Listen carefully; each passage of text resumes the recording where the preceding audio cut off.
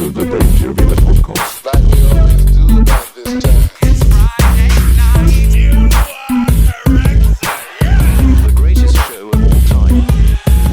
Hey, all right, we're rolling. What's up, fellas? Hey. We got Kyle Brown and at least one part of the human condition here tonight, right? I was thinking earlier, you should just start calling yourself the human condition. Just like personally, yeah, like that's like you're like Flava Flav. Jumpstart your wrestling career. Yeah, I'm the human condition.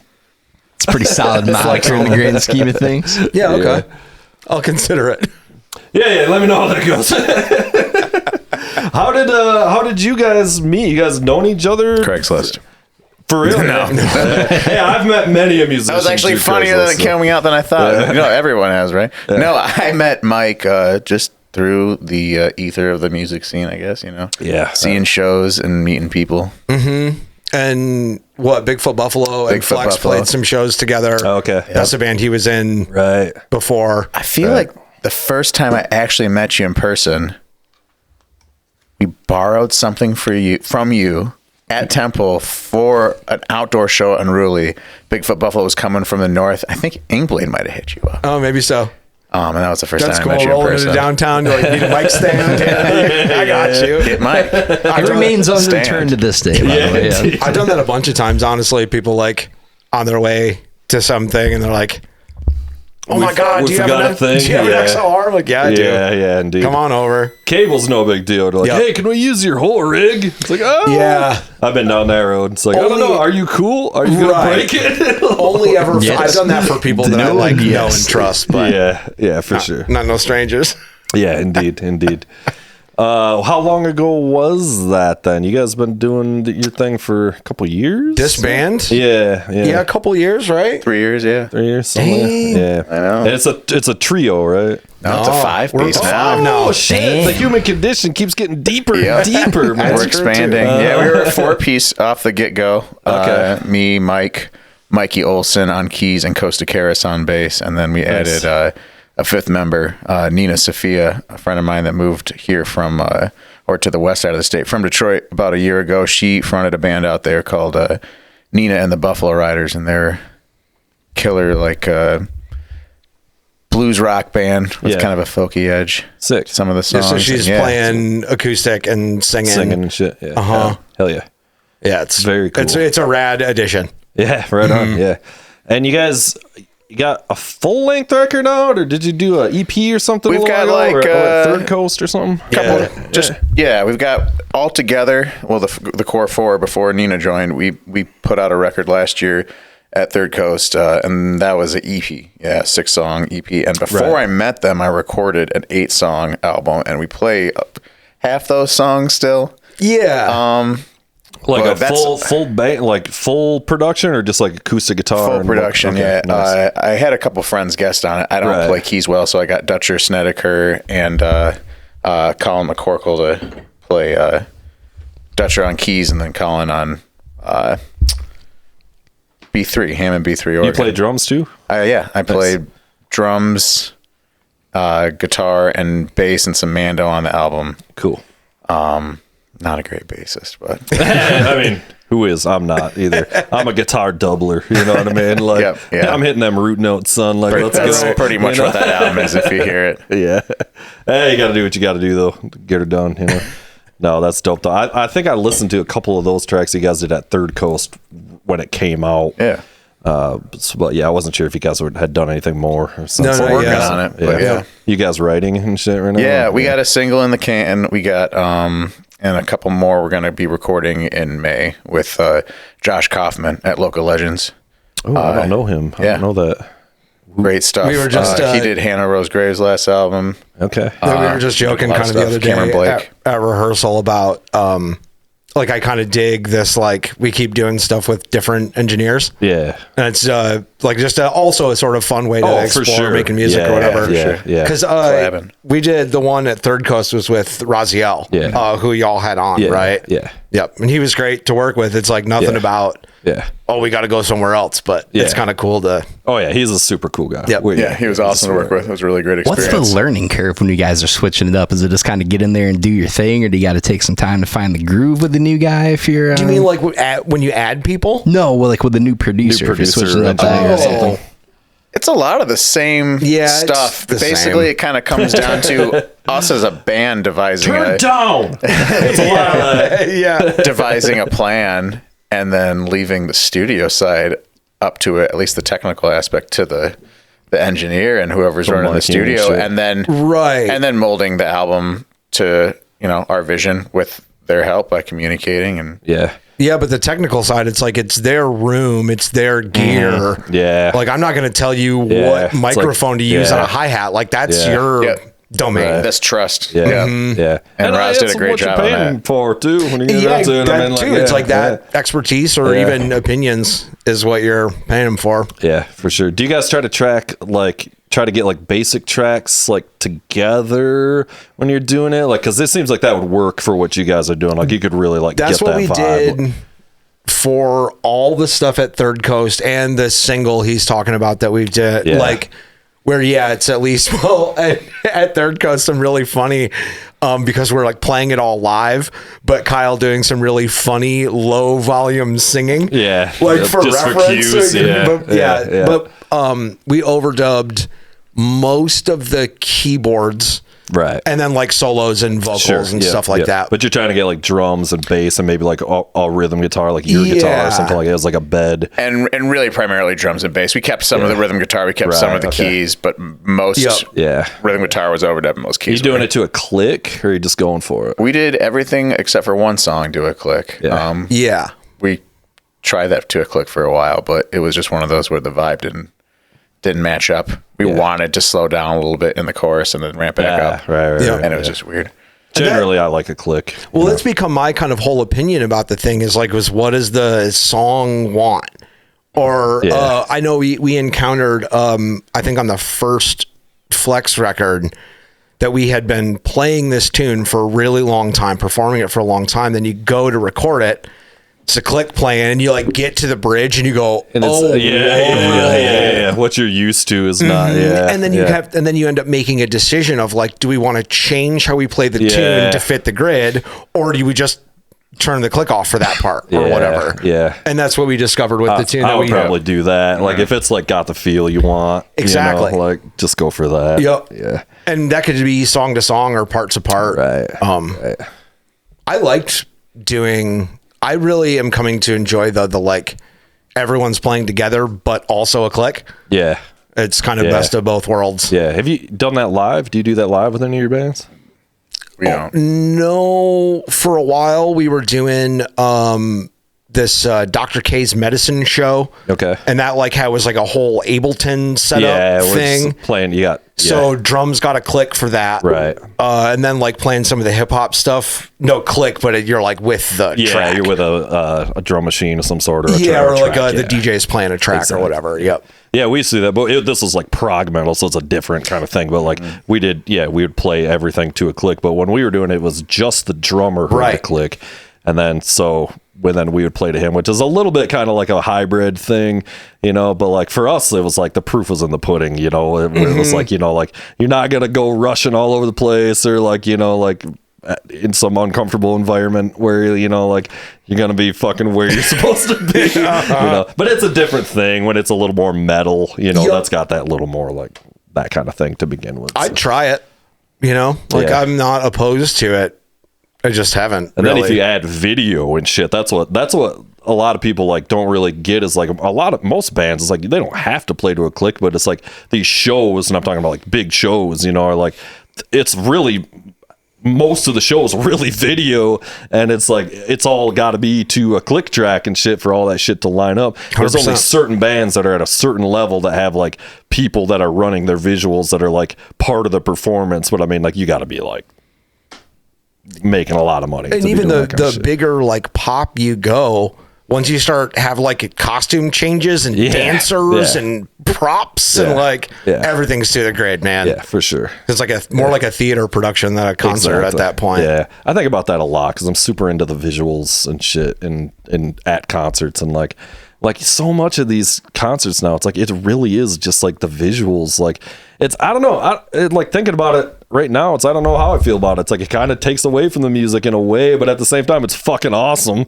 and I love watching it. And if you're in the nosebleeds or whatever, it definitely helps. But it depends on how it's executed, right? I mean, like if the visuals are tied closely to it and it adds to the experience rather than being a standalone thing that detracts from the tunes, like.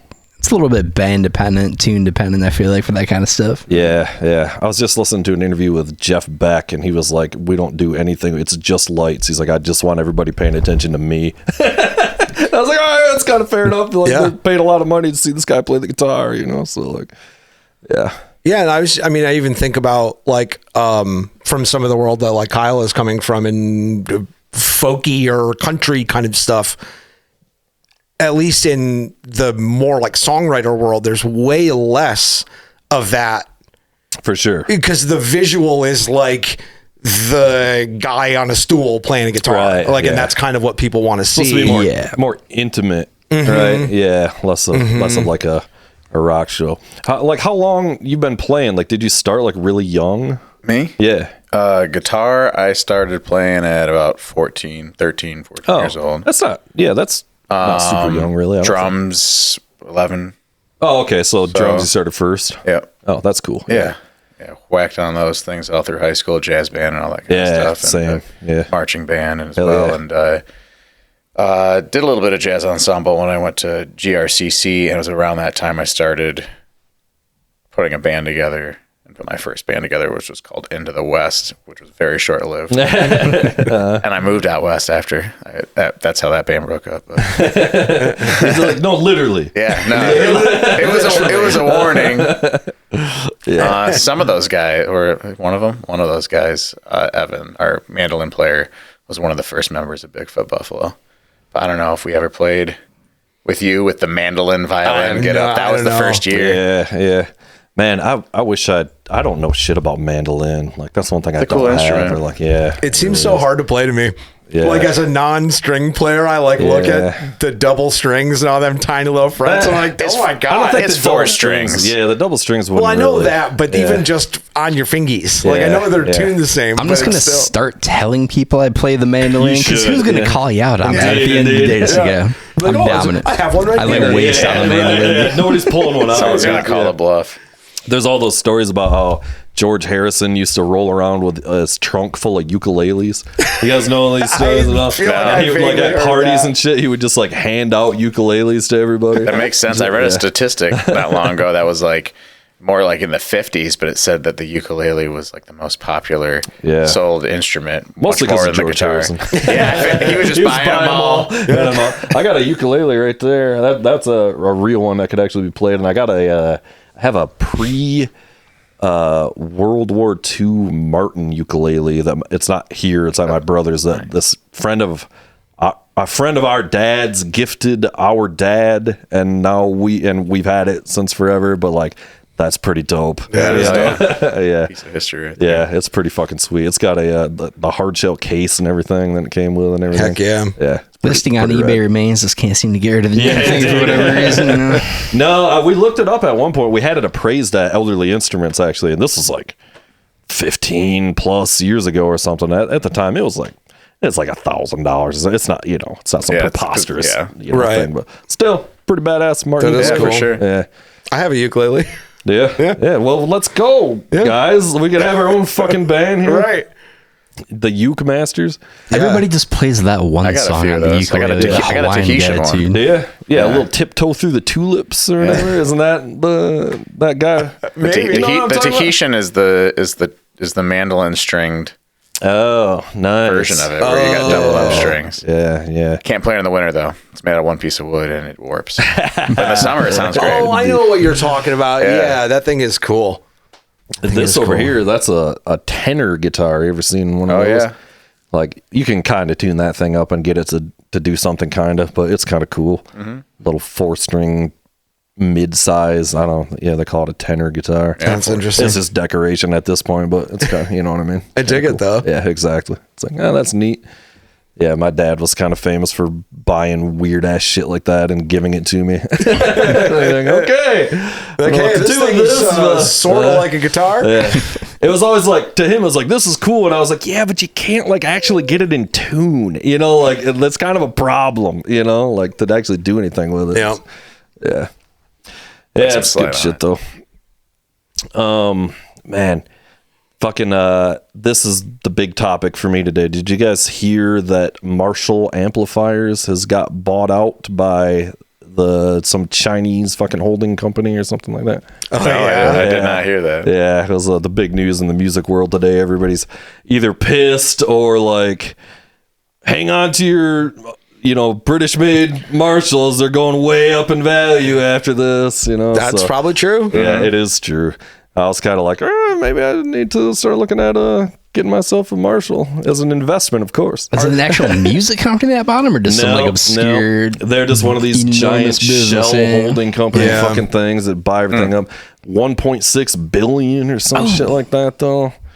Yeah. Not too shabby. Yeah. Still, though, I don't know. It kind of sucks. It's like, come on. Marshall selling all crazy. It's like, we'll take it. Yeah. So, a lot of the rest of those big music manufacturers are all snatched up that way, though, too, aren't they? Yeah. Especially in like the amps and electronics kind of world. So like they're all like, you know, it all goes up to like Boss and Roland and Korg, you know, like, you know, like they're all owned by whatever subsidiary or whatever. But yeah, I think Boss and MXR are the same. Yeah. And one of them, all like the same Korg, company. I think Korg and Roland are the same. I think that's something also like that. true. Yeah, they've all been just kind of like conglomerated into fucking whatever, you know. Swallow each other up. Well, Gibson owns Mesa Boogie now. They bought Mesa a couple years ago, but it's like, at least that's still like American music manufacturers, like what you're saying, like, you know, like partnering kind of thing, not just like, oh, we're just gonna like buy this and make it fucking well, it's all just numbers on a page to those guys, right? It's what's the profit loss statement? Can we make a quick buck off this? I mean, realistically, the schematics of making those amps are probably so set in stone that anyone with them could do it. Yeah, that's probably what they're. It's probably what they're thinking, really. But they'll start like cheaping it out. It's like that's just how it always goes. It's like, oh no, we're not going to change anything. Marshall's still going to run their own show, and then it's like, 6 months later, now they've fired the CEO, mass produce the shit out of it, cut every next 6 months, it's like, oh, now all the circuit boards are crap, now all the tubes are crap, now you know, and it's like, sure, we'll see. Broaden that profit margin. Yep. It does seem like I see a lot of people rocking like boutique-y kind of stuff, though. Yeah. Or even, I don't know a ton of the makers, but like whatever, Black Star and Acoustic and just some of those other, like, it's not just Fenders and Marshalls all for the sure. time. Yeah, I mean, Black Star is great shit. I mean, they're not I don't even think they're not really like boutique. Rivera, really. That's a great. Rivera's cool. Yeah. Yeah, and I don't even know if I mean boutique, but like not that. Yeah, off. Yeah. Is it a sound thing, or is it just like the novelty of it as a price, or it's like gotta be both? It's all. Depends on whether you're asking a guitar player. Yeah. Though, like for like something like Black Star, like so that's like a modern amp, and it has a lot of features. So like for gigging, it's got most of them have like several channels with different EQs and stuff, so you can have like a lot of sounds in one amp, so it makes things convenient. They were basically first to market with cheap, easy to acquire tube amps with practical purposes. Yeah, they were the first ones to really do it. I mean, the Alpaphone reverb. Valve Junior was one of the first. The Alpaphone Valve Junior is like a 5-watt amp with just a volume knob. That's it. It's one of the most badass amps ever. Beats the hell out of like $120. Nice. But Valve Juniors went insane, and then Black Star basically took their business model and pumped it out. And now you see all kinds of little micro tube amps because people want the tube sound, but they don't want to buy the big heads because you don't need them anymore. Amps, you really don't need the big heads anymore. The trends in amps is everything is shrunk, and I like it. When I was hunting for the amps, phthalates. Yeah, dude. Yes. when I was hunting for amps and I bought that Ingle that was down there that you might have saw, like that was right at the point when like smaller amps, and it was like, fuck, if I'd have waited like another year, there would have been so many more options, you know, from like a 50 watt, because I was trying to find like a small amp that's multi-channel, that's got, you know, and like there just wasn't a ton of that at that time. And then like a year later, it's like all the EV8 shit, all the like, you know, there's just like all these like little 50 watt. Everybody was sick of fucking, why am I breaking my back carrying this goddamn full stacks at the bar gig? Dude, I mean, that's what I was doing. I didn't have a full stack, but like, you know. But a lot of people like those Marshall half stacks. What are the, I don't remember what the cheap ones are. They're the solid state ones. That were like DSLs or something. Maybe like something, I think so. That like every teenage guitar player had. Yeah, I knew some guys that had a couple. I had a JCM 900 was one of my first, and it was a full That's a stack. good one. And it's like sort of a long story, but we had a insurance money, and so I bought and I was like 14, and I bought this fucking. It's a long and highly illegal story. Yeah, pretty much. And then I kind of hated it, and I sold it, and that's when I bought my first Mesa. And that was the amp I had forever, which is similar to the amp I got, but it had that Mesa oversized cab. And that we hauled around, and I mean, like playing, you know, we're just playing fucking mulligans, you know what I mean? And like, it takes two men and a boy to fucking lift this thing, and it's just like insanity. For some years, the house I still live in, Temple House, had like punk shows in the basement. Yeah. And the number of times that you would see people wrestling those Ampeg fridges down the into this basement, like, dog, get a combo. Yup. Easy does it, boys. That's what we had to. My brother had the 8, the fridge cab. He, I might have the mentioned wheels this. on it? Yeah, and he fucking very smartly routed in handles on the bottom. He took a fucking yeah. Precisely. So you could actually lift it from the bottom with like routed in fucking handle, and it helped so much. And we rehearsed in a basement, so every gig it was up and down that fucking thing, you know, and into the van for the sound guy to yell at you.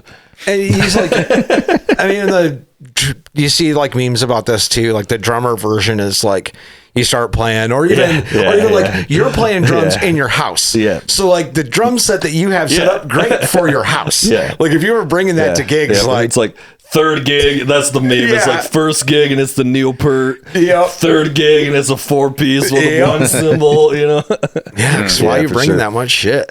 I truly think that's most of the reason I never really played drums in a band, like for real, is because like being the singer's a lot easier. Yeah, dude. Singer life, dude. Yeah. Hey, who's providing me a microphone? I'm not even bringing a single thing. I always bring my own microphone. I was even doing that way back then because the fucking microphones are fucking gross, and I'm like all over it anyway, you know. So like, no, I ain't using the house microphone. Fair. Yeah, it was a nice change from playing drums in bands forever to playing guitar and singing. And then I got stuck playing with King Possum, and I have to bring an entire drum set and my whole guitar rig. Oh yeah, yeah, because I do both. Good thing that's an occasional treat right there. Yeah, yeah, I don't miss I do miss like gigging a lot, but that's one thing I don't miss schlepping around gear like that. It's fucking brutal, dude. Folks ask me sometimes if I ever want to do the like bleep bloop drum stuff live. Yeah, and I think about bringing a whole drum set and a bunch of MIDI cables and power strip. Like, it's like the drums are like already. I'm gonna need like a lot of setup time. Like if I can get in at 2 this afternoon, you know, and then go home and take a nap, come back. Yeah. It's got to make up some kind of phony internship for the local college. Like, great learning opportunity for all the young bucks out there. Learn the music Grab business. this. Yeah. Carry this. Some King Possum. Yeah, that's my kit right there. Andy's playing it. It's my 68 Gretsch kit. Can we listen to this or no? You should be able to. Is it copyrighted? I don't think so. I don't know. I don't think so. I've never released this song. Okay, there we go. It says shit in it, but I think we've been swearing. Yeah, that's just swearing and misinformation are not a problem on the show. There we go.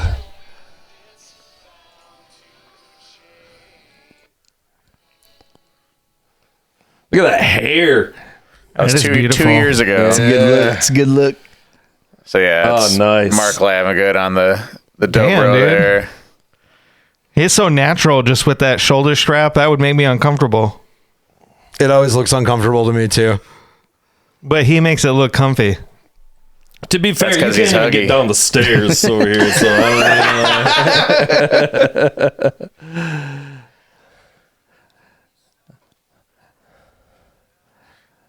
This was, Honestly, forget we recorded this. is this at that Starlight Room? Dogtown Okay, studio in GR? Yeah. Did you guys ever get to that Starlight Room place in Muskegon? Never. never I played saw there. a show there. I never. I was never there on played there. opening night, and just Yeah. randomly we were just I think talking about it. I was there too. I didn't. Oh, were see- you there? yeah. Okay, yeah. Yeah.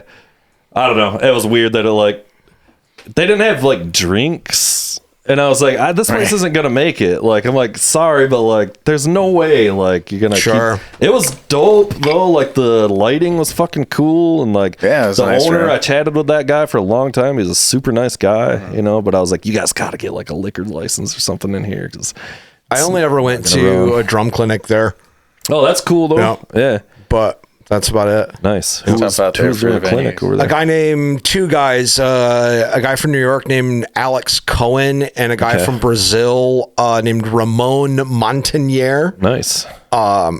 They're both like Scotty P is who invited them or like figured the thing out. So like I don't know if you know Scott, but he's like No. like a push pull technique kind of wizard, Okay, like okay. hand technique nerd. Yeah. So both Alex and Ramon are kind of in Yeah, that vein. okay. Alex like can play like drum corps rudiments with his feet Yeah. and does all kinds of like weird groups with one hand while he plays something else, whatever. Oh, damn! I would have totally went to this. But the dude Ramon, some wild like finesse push pull, right.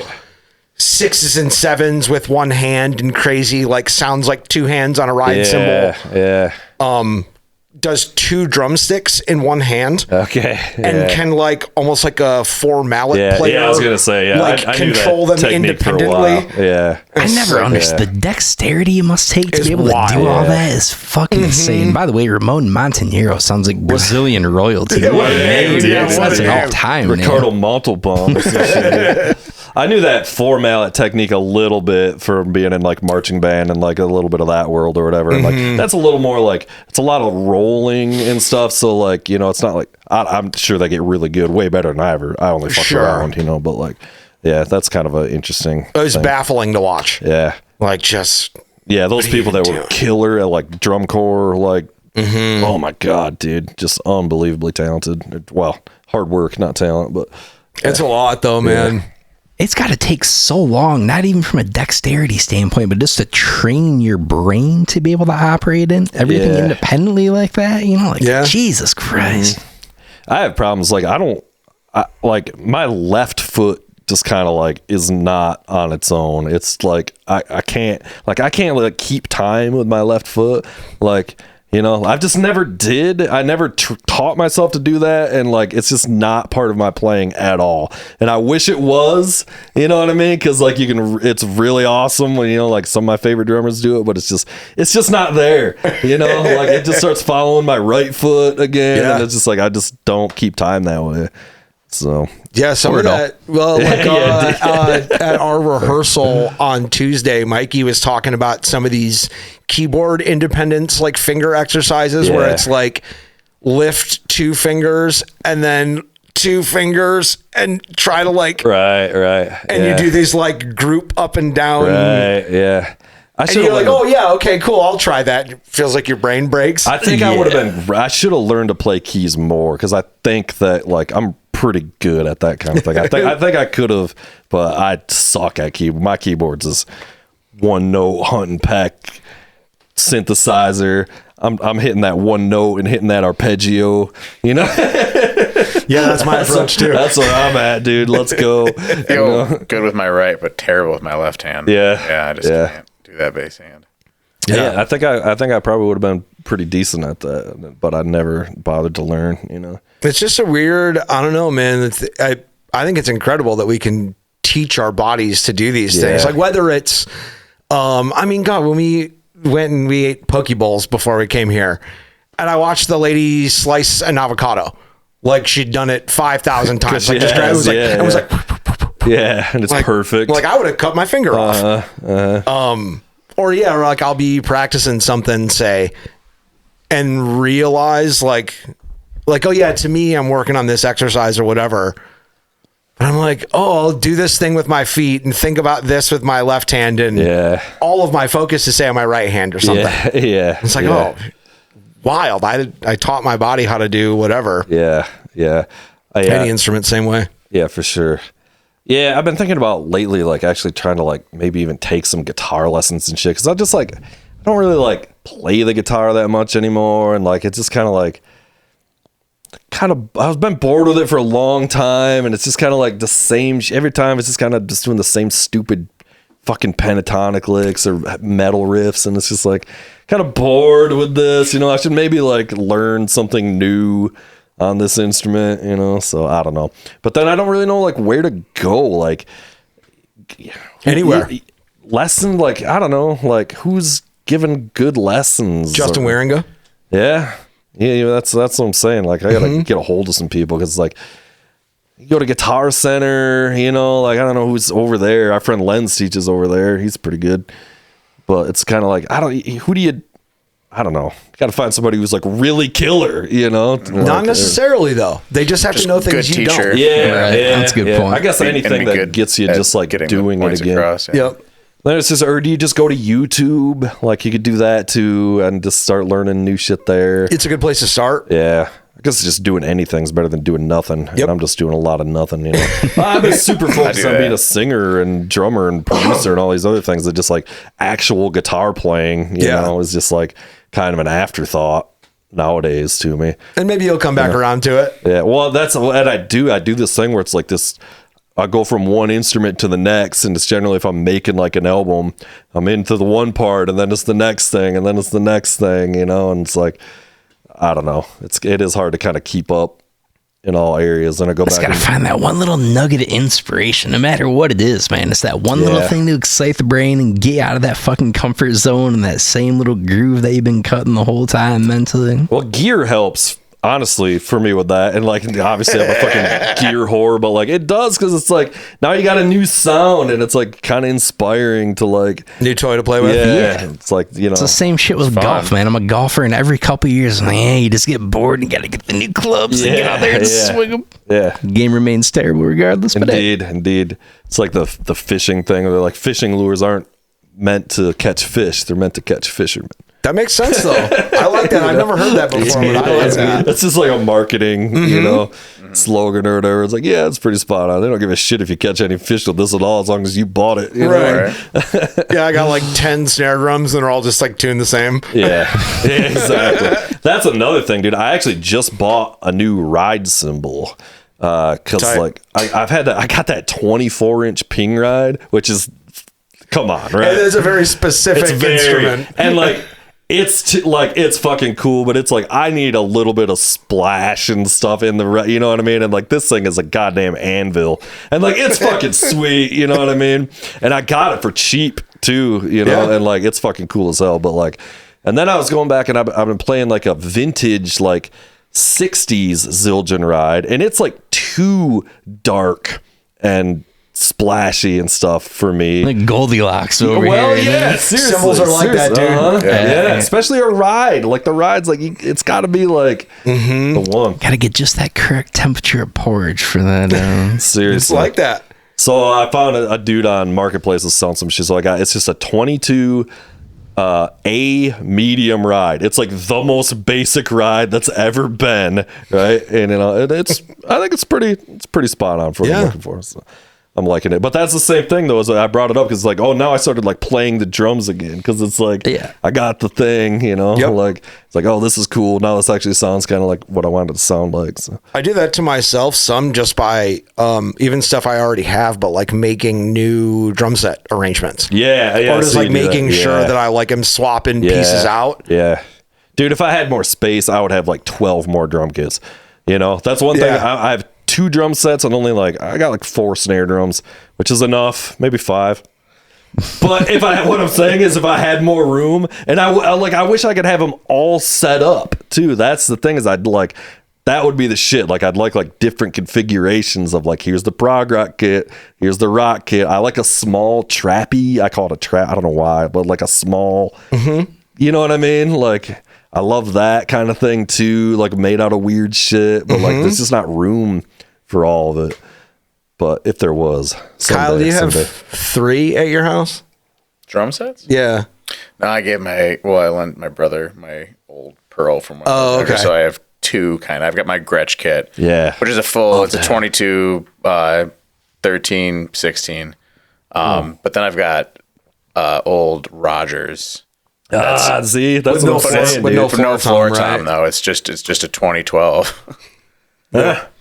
I got it for find one though, because they're really hard to find. But I bought it basically thinking maybe I will eventually, or I've used the kick drum in scenarios that need a small kick, and because it's 20 by 12 inches probably is the kick. Well, those came with a snare too that has a slightly like loosened bearing edge that I need to reset. Is it a Rogers snare? Yeah, it's a Rogers snare. It's like their beginner snare, but it's from the mid '60s. It's kind of they're all in like a champagne sparkle that I need to clean them. I got all the stuff to clean them. It was a project I got a couple of years ago, but that's dope. I love that. And Rogers stuff is like, I mean, it's just exploded. Love mine. The last 5-10 years or something, like studio work and like whatever, like all these studio tours I watch and everything. Like, I got the Rogers kit. It's just like, I don't know. I would love to have one too. That's, Yeah, they sound great. Yeah. Took me a long time to find mine, but I love it. Yeah. I'd love to have like a Ludwig, something like that. Or, I got the Vistalite now, but it's the DW, I'd never owned one before. And like, it's taken me a while to kind of like get it dialed in because it's so different than my like bright maple shell DW kit that I've had forever. So like I kind of reheaded it all that way and it like didn't work at all because it's like too dark, like I threw pinstripes on it and it was like, oh, now there's like no life in it, and like it's taken me a little bit to kind of like figure it out. I've had to buy some sets of heads, like do you guys like coated tom heads? Because like I've always preferred them. But, Dog, I am so all over the place with drum heads. I remember talking about this with you. All over the like right now on the kit that's set up at home is a Sonar AQ2 2012-16. Yeah. I have the 10 from my Tama Club Jam in that setup right now. So that's 2 up or whatever. Yeah. There's an Aquarian Super Kick 2 on the bass drum, which I love. That's generally I swear by that. But even that on that was too. It was too dark. It was too, so like I pulled it back off too. So I was like, man, I just got like no tone at all. And I really like the Evans HD Dry on snare drums. Yes, I played one of those for the first time on a band I recorded here. He had that, and I was like, okay. But like the 10 has one of those Aquarian like onyx, like the super thick black heads on it. Yeah. The rack tom is the EC2 that was on it when I bought it, and the floor tom is an EMAD that was on it when I bought it. Right. Like the Rogers has super beat up old Remo heads on it. Some of the snare drums have Aquarian don't change plot, the heads, Dude, it is. It's all over the place. I kind of don't care. With the clear drums, though, it's like I feel like I can't use coated heads. You can't use That's true. It looks kind of weird. Come on. You can't put coated heads on a fucking clear drum set. That's preposterous. Yeah. I mean, you can, but like... You can. Come on. Or did Bonham use those clear, but with the pinstripe in the dot in the center? The dot, that's a big one on those, which I haven't tried yet. The old black dot Remos or whatever. The black dot. Yeah, those are pretty popular on that kind of thing. I thought about going that route, but I actually ended up. I always forget the names, but they're just like the single ply Remo. Is it the Ambassador? Yeah. Ambassador, and the Emperor is the 2-ply one. I've got coated Ambassadors on my Gretsch on both sides, batter and resonant, and on the kick. Yeah. Like all around, it just, I don't know. I always loved them on my drum workshop, but it's like, but then I got really into pinstripes on that kit. Worked for some reason too. I feel kind of overwhelmed by options, and every once in a while, like if I need new heads, I will just try something I never have before. Yeah, that's a good move. And like if I dig it, then maybe I'll buy them another time or two. Yeah. Or I like sometimes like if I'm swapping stuff around, or I'll like take a head off of one drum to put it on another drum. That's a good move though, to figure out like or just like before you spend all the money on like, you know, I got 5 toms there, you know, so like to rehead the whole fucking thing. Yep. It's a couple $100. It's a lot. You know, like yeah, so you kind of got to like, I thought about doing that, like getting like one head for like each of like different brands and being like, okay, I kind of like this before I like pull the trigger on buying a whole fucking set. Just get a bunch of 10s. The cheapest one. Yeah, that's a good. Okay, that's a good idea. Get like 5 just 10s switch it out and see which one you like. A good call. Yeah. I get overwhelmed by options and I get really kind of like stuck in a brand. I kind of just like, I'm a Remo guy, you know, because otherwise it's just like it's endless. You know what I mean? Like it's just like fucking like all right, you know, like so it's kind of like, but then like. A lot of people are playing these Evans, and I've been hearing some. It's not like I've never used them, but like hearing them on some kits recently, and I'm kind of like, it's the same as, you know? But it's the same as like all the different amps or all the different guitars or whatever. That like, there's just a bazillion options, and you can just kind of find what you dig, or what seems to work on that particular instrument, and be like, okay, or like, I'm not gonna go put pinstripes on the Rogers. Because I know after it, I want this like thuddy vintagey thing. Yeah. But like for a different kid, I'd be like, oh, it's cool. Try them. See what they're like. Yeah.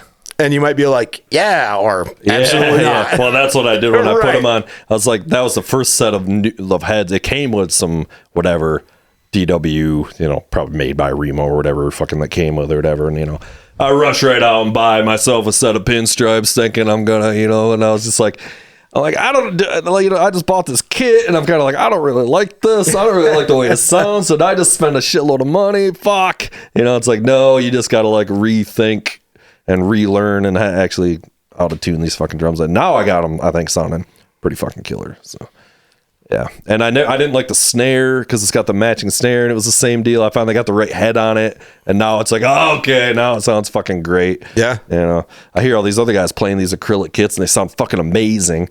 And I'm like, how come mine doesn't sound amazing? Like, what am I doing wrong here? Yeah.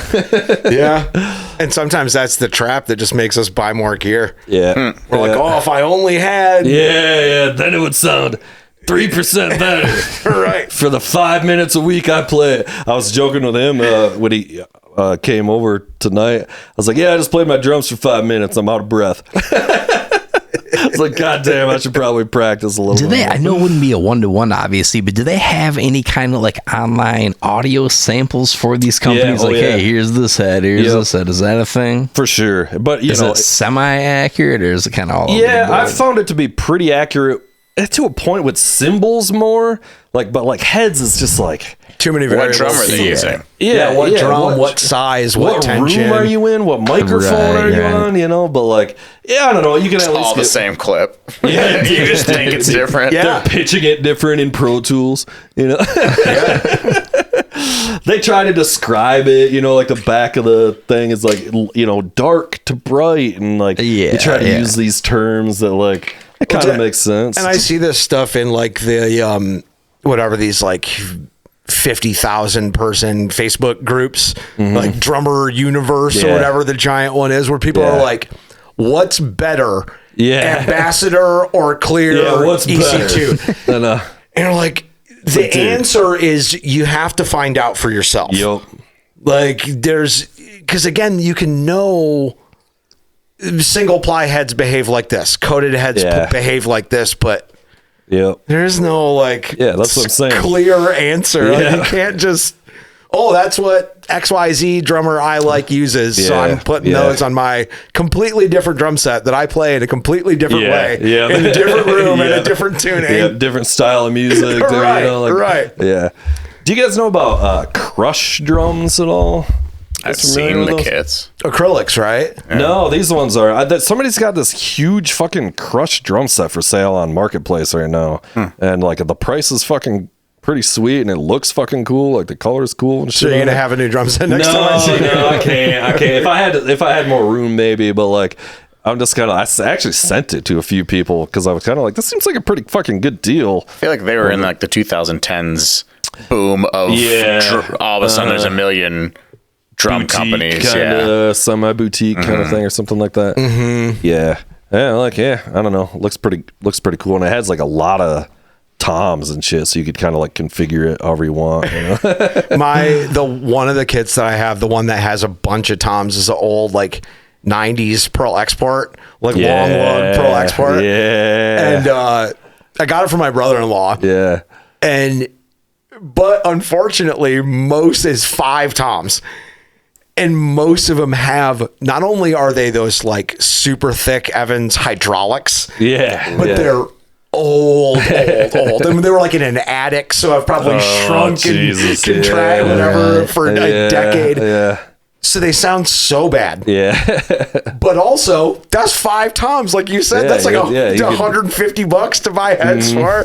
So it mostly just sits in the corner. Yeah, indeed. Yep. Pearl Export. I think everybody started on a Pearl Export. Yeah. that was my first kit. Yeah, for sure. That's what we had like in school. Yep. You know, it was black. They were either black or white. Mine's forest green. I had a wine red. Nice. All right. I like a wine red. I like a wine red anything, dude. My guitars, my 2 favorite. That one, that Gibson on it, that's a wine red. That Fender amp we were playing through, that's a wine red. Right. This one's got all the power toms too. Yeah. So like even the 8s, 7 inches deep or whatever. Dude. So irritating. You gotta have it, dude. That's the thing, is you just gotta be playing Motley Crue tunes. Yeah, you just gotta put them. You just gotta put them facing you on the bass drum. Are you playing the Black Album on it? See, this is where like it's like you gotta just like own it, or take the bottom heads off and go concert tom style with it or something. It just makes me think of those like Nirvana videos when Dave Grohl's playing like what's like a 14, 14 in on a top. snare basket. It's like fucking like pointed this way or whatever. Yeah, dude. So Totally. I did that for a behind it. while. So my export was like, I got mine and I was 2001, and the Fusion setup, the 10, 12, 14 hanging floor tom. Yeah. And the 22. So I have bought a 16-inch floor tom eventually, and I did 14 up, 16 down. Okay. Like on its like mounting bracket. On its mounting bracket, because it had it because it was already a Yeah, front one. yeah. Oh, that poor stand. Oh, yeah. Like put it up high. It's like all the way, the bottom was all the way out. It was a heavy duty Pearl You stand. gotta make sure the tripod on the bottom is pointed the right way, so it doesn't tip at you and shit. Yeah. Putting sandbags on it. The first kit that I got was also a Pearl, but I don't know what series. It was like all rewrapped. I got it from a friend, but he got it from like the drum teacher at the high school. Yeah. So it came with some like quote unquote nice cymbals. Yeah. But the ride was a Z custom heavy power ride. Okay, yeah. And the stand. I got one of those Z custom crashes. But the stand he had with it had like the giant black counterweight on the back. Yeah. That's some large shit right there. Yeah, exactly, dude. Those Tama style. Yep. The giant and I think it was a counterweight, Pearl stand, but I mean, even that arm, because eventually like the bracket broke. So even just the cross at 15 pounds, it's such a huge medieval war weapon. Yeah. Yeah, that 24-inch ride, like, it's got to put it on a serious stand. Yeah, it's got to be on a serious fucking stand for sure. Those like kind of power rides and shit, dude, they're so preposterous. So preposterous. I don't like it at all. It's fun or whatever, but that's not, I can get down with some kind of fucking... It's just never the sound that I hear in my head or that I want out of a ride cymbal. A giant fucking bell. Come on, dude. Let's go, dude. Come on. Get that fucking cowbell going, dude. You just got to own it, is what I'm saying. You're describing like all of my least favorite drum sounds. That's what I'm saying, dude. You got to just own it, man. bells. Let's go. Yeah.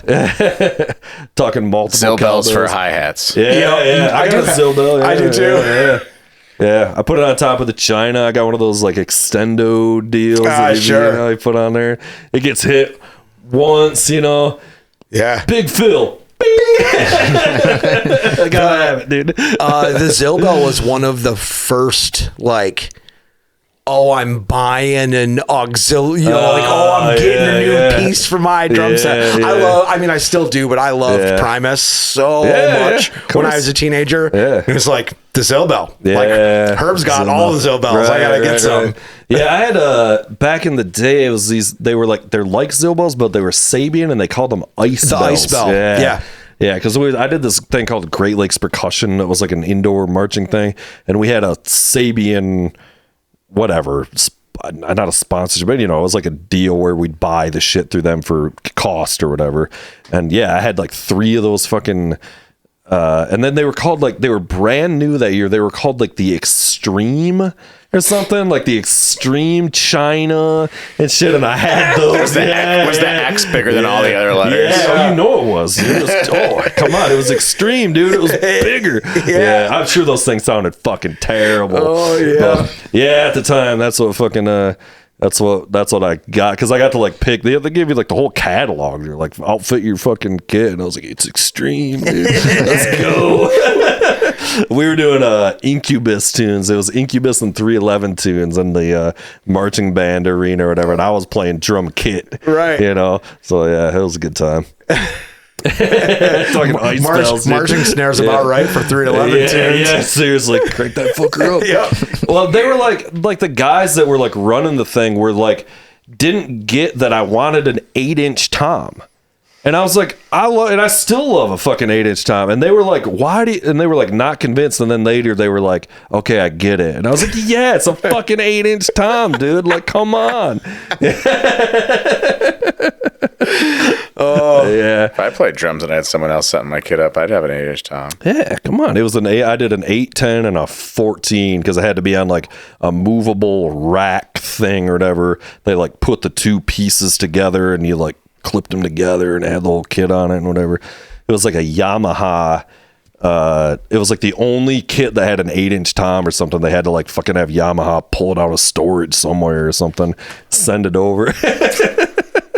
That was good times. I have that 8 for that green export, and I don't like it. I gotta have an 8, dude. I love an 8. But again, maybe if it didn't have this dead, destroyed old hydraulic head on it, that sounded terrible. Your 8-inch tom should sound like a laser. That's what it sounds like. It should go. It should laser, and you should only do it, when you gotta hit the laser thing. Like it's not something you're going to do all the time, Okay. Yeah, but you gotta go to the laser tom. My DW kit has got the 2 8-inch toms. That's right. Yeah, which is just absurd and utterly useless, pointless in every way, and it rules. It just rules at an extreme rate. But that's what I had that one set up, doing the fucking middle. I don't know, like I put the 2 8s here, and then it goes down like this, the split mirror setup or whatever. Preposterous, impossible to play, stupid as fuck. It was fun, but it was fun for a while. You know what I mean? Like it was fun to like set up like that. But setting that thing up ready, he's like, look at this badass. This guy's gonna fucking own. Oh yeah, dude. Just muffing your way through. Just ping pong, Zubel. Yeah, it was a good time. I mean, it was like the dude from Dream Theater, was doing that. Or the Terry Bozzio obnoxious shit. But in my head, it was like, it kind of for fun, it was like, well, I'm the guy that actually has the 2 8-inch toms. So, I didn't really choose this life. This life chose me. This kind of, so I'm like, fuck it, I'm going to have it. And so it's like this, and it goes like this. And like, but yeah, eventually it was like, yeah, I can't actually play any just regular fills on this stupid fucking kid. I've been digging 2 up at home lately, and that's I'm usually like 1 up, 1 down, and sometimes like no rack tom at all. Yeah. But I guess it was like kind of late fall, I was like messing around with setups and did 3 up. Yeah. And was like, I hate this. I hate it. It's fun. Do you see how I have mine though, with the 8s tucked in down under the hi-hat? So it's kind of just like 2 and 2, like you're kind of normal, because I kind of like the standard having you ride like here. Yeah. And then and I've been doing that forever because I had the 2 8s. We would tuck the littlest 8 under this, so I got like kind of used to that. Yeah. So like, but then it would be like another 8, and it would go around. That fucking kid. You see 2 of each. Yeah. So when I did this, I was like, I could go like the standard fusion kit, like you were talking about, like they're just up here, or whatever. But I was like, and then I'm only going for the 8-inch tom when you really gotta go for the when you need those lasers. when you gotta go for the lasers. So Gotta just lean into the gratuitous use of that thing. Yep. It's getting after us. And that with the 2, the one's an 8x6. And like you crank that fucker up, and that's what I'm saying. And it's just like Jesus Christ. True laser beam. Yeah. Put that like a triangle above the 10 and the 12. Yeah, I did that a little bit too. Like, I'd have like the 8 and 10, and the other 8 would be here. You know, I think think Like the sometimes. Nico Yeah. McBrain type setup Yeah. where it's like over your hi-hat, your Yeah. toms kind of start and Yeah. like diagonal line That's right, down. dude. I've tried some of that. I can't get up over here. And I'm like the people put their octobons and shit Yeah. over there, and like that's cool. I wish I had some of that stuff too, but like, I can't get. I don't know. Can't get over it. I used to have the China. You know, I used to rock like the dual China thing, and like I still could, but like I'm never really over there. Sure. You know. So I don't know. I got enough. There's enough stuff on that kit as it is. I got rid of the auxiliary hi-hat on the right-hand side though, and I put a mini China there instead. Because like I was never fucking. What am I doing with this hi-hat? Put a Taiwan up there, if you will. Yeah. Oh, Jesus Christ, dude. Thank you. Yeah. I've been here all night. Oh, Lord. All right. On that note, why don't we take a break? 'Cause Yeah. I think everybody probably needs another drink. I did get called out for vaping in a bar one time, which is just humiliating as a grown man. Like, excuse me, sir, you can't use your little. You're little. Did they say little? Did they tell you it was little? Well, I'm breathing into the shirt. It's like That's I'm looking obvious. Like Puff Yeah, Daddy you're or- making it more obvious. What do you do? No, do it like a man and go in the bathroom. I You feel go like in the the movies, you bathroom. try to hold it in for as long as you can. No, you just go in the bathroom, and then if there's Jesus. any other guys in there, you just look them dead in the eye and you just smoke. There's no Because manly they know way to smoke they one know of that these if they things call in front of another human being. if they say anything, then they're a bitch. they know the unwritten man code. You just look them dead in the eye and be like, "You guys." Is there a in a man different code world, for dude. vapes? Is this a thing? It worked for me. No, only in It feels like an Only in inherently my- only in unmanly my mind. practice. Yeah, they're just staring at you, going, "What the fuck is wrong with this fucking guy?" Dude? Meanwhile, I'm creeping everyone out. Oh my God, fellas. It's been a lot happening in the last couple weeks. I don't know if you guys are following the news at all here. Try not to. There's been some things going down in the world, but A as you- real crazy Yes. cycle these days, my Yes. friend. A lot of comings and goings. As this, but we're not going to hear about any of those things. What we're going to hear about is what's happening in the preposterousness of the world right now. it's real That was a lackluster terrible setup. setup. Thank you Yeah, for whatever. that. Yeah, I tried. Let's jump right in. Dangerville Podcast presents News As of I'm the doing nothing World. to help the setup Yeah, whatsoever. come on, kill me. All right, boys. Kyle, you're gonna love these. I can tell, my friend. You ready to laugh? You ready to laugh? You look like guys ready Who's to ready laugh. to We're gonna laugh? get after Sure, it, baby. why not? Man killed by stray weight at Colorado track and field meet remembered his dedicated husband and dad. Pretty wild Okay. story here. So a spectator killed by an errant weight in a hammer throw event at a youth track and field meet was a dedicated father and husband with a great sense of humor, relatives said. Wow. Pretty sad story. That's yeah. wild. Yeah. Desiring to avoid a second catastrophe in Colorado involving a spectator being unexpectedly crushed by enormous weight, the decision was made to move the stage to the ground level for Lizzo's Denver performance, gentlemen. Oh, come on, man. Yes. You know she lost weight and announced it this week, right? Doesn't matter. I'm banging out these messages. Like it was a big thing of like online internet news is that she Oh, finally Lord. admitted she lost weight and she's happy. Both Brendan Fraser and Lizzo can lose as much weight as they want. These wildly lackluster fat jokes. These low-hanging fat jokes. Yeah. Congrats, Lizzo. Till the end of time, boys. Lizzo's coming on the pod in a couple weeks. So Nice. All right, this one's even worse. Anchorage Museum among Alaskans combining to win auction for Alaska Railroad's Golden Spike, gentlemen. The elusive Golden Spike. Yeah, there's All a right. lot in that sentence. Yeah, there. that was a lot to unpack. So we'll there. unpack this All here. right, yeah. The Golden Spike that was used to complete the Alaska Railroad over Okay. a century ago Yeah. will be on permanent display in Alaska for the first time after entities combined to win an auction for the 14-karat artifact on Friday. Right here, Wow. soak it in. Yeah. Crucial Jeez. production work, B-Dub. Yeah. Oh, That was one golden spike there. The artifact will be on prominent display next to other historic golden spikes, such as the track cleats worn by Jesse Owens during his victory at the 1936 Summer Olympics, a dagger retrieved from the tomb of King Tut, and a bust of Lance Bass following the No Strings Attached tour, gentlemen. Golden spikes. What the hell was that? Golden spikes. Lance Bass, dude. Yeah, that one was questionable. I am missing every single one of these. Dig deep. You tripped me up with the Jesse Owens thing. You thought that was going to be the punchline? It was a long way to go for a not very funny I almost punchline. Googled that video and I was like, no, we're not watching Jesse Owens videos. There's probably parts. Spoiler alert, he I've won. seen that video and we probably pretty don't fast, want to yeah. play it. He did win. He did win, though. marginally quicker than the other guys. End the story. All right, thankfully we've got just 2 left, gentlemen. Last of the escape monkeys are captured in South Carolina after months on the loose, boys. Yes, I remember this is when it happened.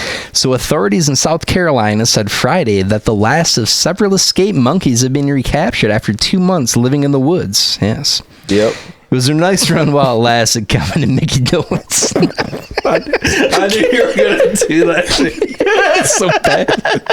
I'm gonna give myself a banger sound. Michael Nesbitt.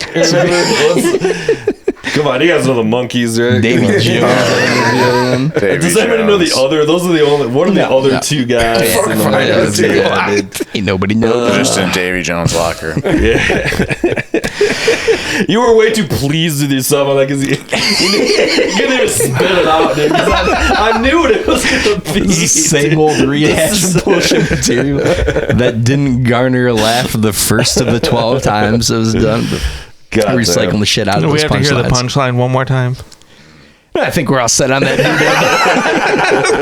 It's the monkeys. Hey, we're the monkeys. We get it. Boys, on a big story this week, I'm sure you guys heard the black box from American Airlines plane recovered following deadly DC air collision. Huge story in the news. This thing that's going on in DC. Yeah. So police boats have recovered the black box from a deadly American Airlines crash involving a mid-air collision with an Army helicopter this past Wednesday. Yes. Yeah. A solemn President Trump commented that he was excited to, for the first time, have access to a black box without having to pay for it. And that, ladies and gentlemen, is your... The Dangerville podcast presents News of the World. That's the kind of thing that would You have to fill out paperwork to get access to your black box, or do you just grab it by the black box? Seriously. You're that fucking guy. This is a wild story, though. The most deadly air crash since 01. To be honest, like I am 67 not people. following it at all, dude. I know, like people are talking about being scared of flying now, and I'm like, I've been why? scared of Like, flying this is just 'cause but this is the first deadly crash in over 20 plus the years. doors are flying off. The fucking It's people the die most in deadly cars crash. It's not the first every time. day in your neighborhood, bro. Dude. Yeah, coming here to the pod. That car is gonna kill you. This plane crash is like getting struck by lightning twice. I was Did you gonna just say, have a stroke? I said plane instead of plane. B-Dub, I know you're the resident conspiracy theorist, my friend. Have Don't you out heard me this like one? that. Apparently, there was some other helicopter that was also a military helicopter that narrowly avoided a second aircraft. Is this true? Is this speculation? I haven't heard anything about that. Okay. All I know is that if that flat out, if there's a military helicopter involved, it was the military helicopter's fault. The accident was definitely the military in some way. That has to be a hard fact. If you know anything about aviation, there's no way that a commercial aircraft could accidentally cross military airspace. Yeah, one would that think they've doesn't got that happen. in pretty thorough lockdown. That doesn't happen. Unless it's a drone, in which case anything Because we can goes. see flight patterns of commercial airplanes, we would know if that happened. It didn't happen. It's that somebody in the military made a boo-boo is most likely what happened. Yeah. Did you guys hear about? We've been talking a lot. We've talked a lot about the fucking P Diddy saga on the pod here, as it unfolds. And this is the latest thing, probably about the end that anybody will ever hear, is that he's in the same prison in New York is that fucking Luigi dude that fucking killed the CEO guy, whatever, you know? And Mangione. And Diddy is super pissed because Mangione's being like treated like a fucking, he's the man, and Diddy's getting no love in prison. I love that. And it's like, it's so, yeah, dude. It's like, oh my God, dude. But yeah, Classic P. apparently Diddy. he's making a big fucking stink because Luigi's getting all the fucking cred in prison, you know? I did just watch that Downfall of Diddy documentary. Did you? Oh Did my you? God. I couldn't do it, Yeah, guys. yeah, I tried watching it last night a I don't little know if I bit. can watch that, dude. And I watched the first hour and a half, and the first hour and a half was just them sucking his dick and saying how awesome Diddy was. And I'm like, Yeah, dude, there's what a is lot. going on? I'm here for the downfall Is of this Diddy the and 50 Cent not the produced one? rise of Diddy. Like, this is I terrible. don't think so. It was a 'Cause two-part. Fiddy's producing I one, think right? he did a Netflix one. No, this is some the other HBO one. It's like one. 4 Multiple hours. Fiddy Yeah. documentaries about fucking Fiddy In and fairness, Diddy, I dude. think Fiddy versus Diddy. in fairness, I think they're trying to set it up and like give the background of him being this mogul Which that he has since been top was of the center. extremely famous during that You era. kind of forget know? about some Yeah. of the stuff, like with all the Sean John clothing and that Oh, shit, which God, nobody dude, should have wore. yeah. It's terrible, but Yeah, but nobody even really liked him as music. It was kind Yeah, it of was just, pretty bad. it was all forced. It's like, oh, they took a police song and made it. It's like, yeah, no, it's good because it's a police song, dude. You know, or like the fucking. You guys remember Puff Daddy doing? And also, can we bring it back to Puff Daddy already? Dude, he did that. Come on. He tried to. Come on. He tried to sample a Led Zeppelin song that That's what sounded I'm like saying. dog That's shit. what I'm saying. He did. It's like, oh yeah, sample a Led Zeppelin song. Yeah, it's just Cashmere. So yeah, of course it rocks. come with me. It's like, yeah, with Cashmere me. rocks, dude. That's Well, it. we know. You took the Cashmere riff and then you said "Come with me" at the end of it, and you reproduce it, and you expect people to pay you money for it. Yeah, but bro, they had and they did. They had This a is the wide dog angle shit of lens all in the video, dog though, shit. dude. Wide angle lens, dude. You can't. No, let's not forget it was for the They were Godzilla in a 2000 tunnel. soundtrack. Yeah. To me, that's the difference between like good creative sampling and those bad Diddy beats. Because like it's one thing to like Yeah. find a sample and chop it up and flip it around. It's another thing entirely to just like, Just, oh, that here's song exists, Cashmere. and I put some different drums on it. Yeah. Yeah. The weakest Once again, sauces. here's Cashmere, now presented by P Diddy for Yeah, reasons and then that are we're gonna- unclear to anyone. And then we're You gonna know? play the riff with violins. Yeah, Yeah. it'll be That dope. stinks. Diddy But at the stinks. same time, Stinks, Diddy. all Fuck of that the guy. beats on the Chronic and Doggy Style are just Parliament songs. And the choicest That's fine. shit you've ever fucking That's good heard. though. And they're just P-Funk And songs, it just rules. But that's a remade good with a band. different synthesizer and boom bats Hey, instead of to drum be set. fair, they also Like- rewrote a lot of those lyrics too, dude. Those funny ass lyrics, dude. Oh, yeah. She looked like AC Green. Bitch, Still don't the call funniest here shit I've anymore. ever heard, dude. That's some fucking funniest Luther line. Vandross song or some shit. But it is. Those songs straight up just are other songs for the most part. Yeah, it rules. But Well, that's the those rule. foundation of how rap got started. It was all just sampling shit. You know, like absolutely. nothing was created originally. It was all just fucking cut this up. I'm trying to. I guess what I'm trying to explain is like I lived through the P Diddy era. I was in high school when too. he was Yeah, popular. We're all the same age, dude. What are you fucking talking Let me about? explain. Let me explain. I remember experiencing it, and I remember none of my friends, nobody actually liked any Puff Daddy songs, and it was always so strange to me. I was always Yeah. like, I don't understand. There's this famous guy, and it's like he's in all these music videos with Biggie Smalls and other people, and it's like, yeah, all these other people are famous. Why is Puff Daddy anything? He sucks. It was and it's Mace, like, oh, dude. because he was extorting his way into the music industry. He had Mace, dude. I mean, No, what he so- was really doing no, was he was the guy running the record label. Yeah, exactly. Yeah, he so was- like, yeah. there's this really famous. AKA extorting his way into the music industry. So there's this famous clip from it's like one of the like MTV awards or something Yeah. in the like late 90s.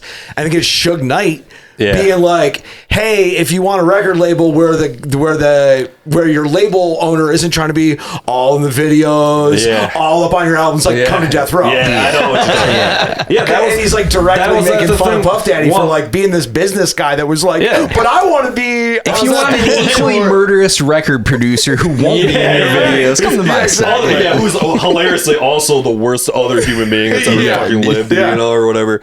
But yeah, that was at the record or the award show, the MTV things where all the shit fucking popped off like fucking big time, dude. They were all fucking like warring, and that's yeah, that was the fucking. Did you ever see that episode of Steve Harvey where Snoop Dogg and Puffy are in it, and they make up, and they're like, "No more beef." No. And I think it was. They said it was like. I looked that up because I thought it was so odd after I watched it, and there was like a week later, 2 weeks later, when I think it started, like Tupac was killed. Oh, sure. Damn, dude. Yeah, they were trying. Or Steve pretending they were Harvey trying. bringing people together Indeed. one double-breasted suit at a time. God bless that man.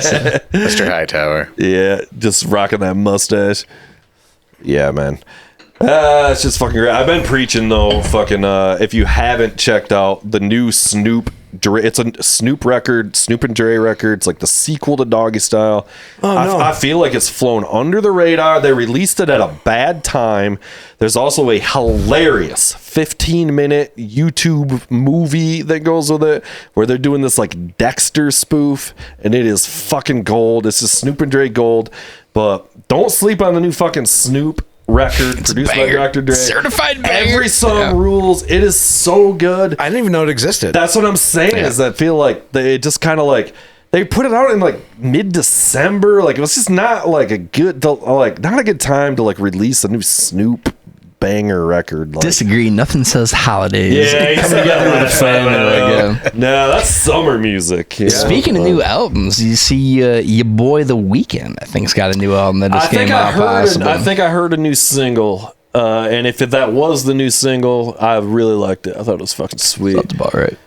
I did see he's touring again and playing Ford Field again with the same tour name again with the same opener again. That's and hilarious. I'm kinda like, what? Dude? Deja vu. Just running it Like, back. you can't sell out Ford Field all the time. Like that was like a post-COVID 2 records. Selling out Ford Field's a lot. That's as big as it gets, you know what I mean? So Yeah. like you're coming back like 2 years later to Ford Field after like not really releasing anything new. Your show failed. You stink. Like, you know? Do you guys know who Mike Dean is? The synthesizer godfather guru? No, I don't think so. This motherfucker's incredible. So, amongst other things, basically what he does is takes 3-foot bong rips and makes the choicest synth shit you've ever heard in your fucking life. He's played for everybody and done everything, including like he's doing Madonna and Beyonce while also doing weird synth stuff. Like he's the fucking man. Say his name again. Mike Dean. Okay. He's a producer and artist, and when I saw The Weeknd before at Ford Field, he opened for The Weeknd, and it was so fucking awesome, but nobody gave a shit. And then I've heard that story happen. yeah, and then he has just like a DJ is the second opener, who is literally hitting play on a computer and dancing around, and everybody's dancing, and like. I don't know. Anyway, check out fucking. Can we get some Mike Dean here? What do you. B-Dub. I love synthesizers. That sounds up my alley. What's a Mike Dean? Mike Dean, dude. He's the synth goat. I continue to not understand the obsession with DJs, by the way. I feel like there's That's a what I'm special saying. place in hell reserved for. They don't do anything. This dude is all It stinks. analog. Everything's analog. And guitar as well. And it's all like performance, like. Yeah, cool. I'm into it. This guy's just clearly roast out of his gourd. Soak him in a little bit. He's like in his 60s now. Like he's been around a long time. Sure. Like,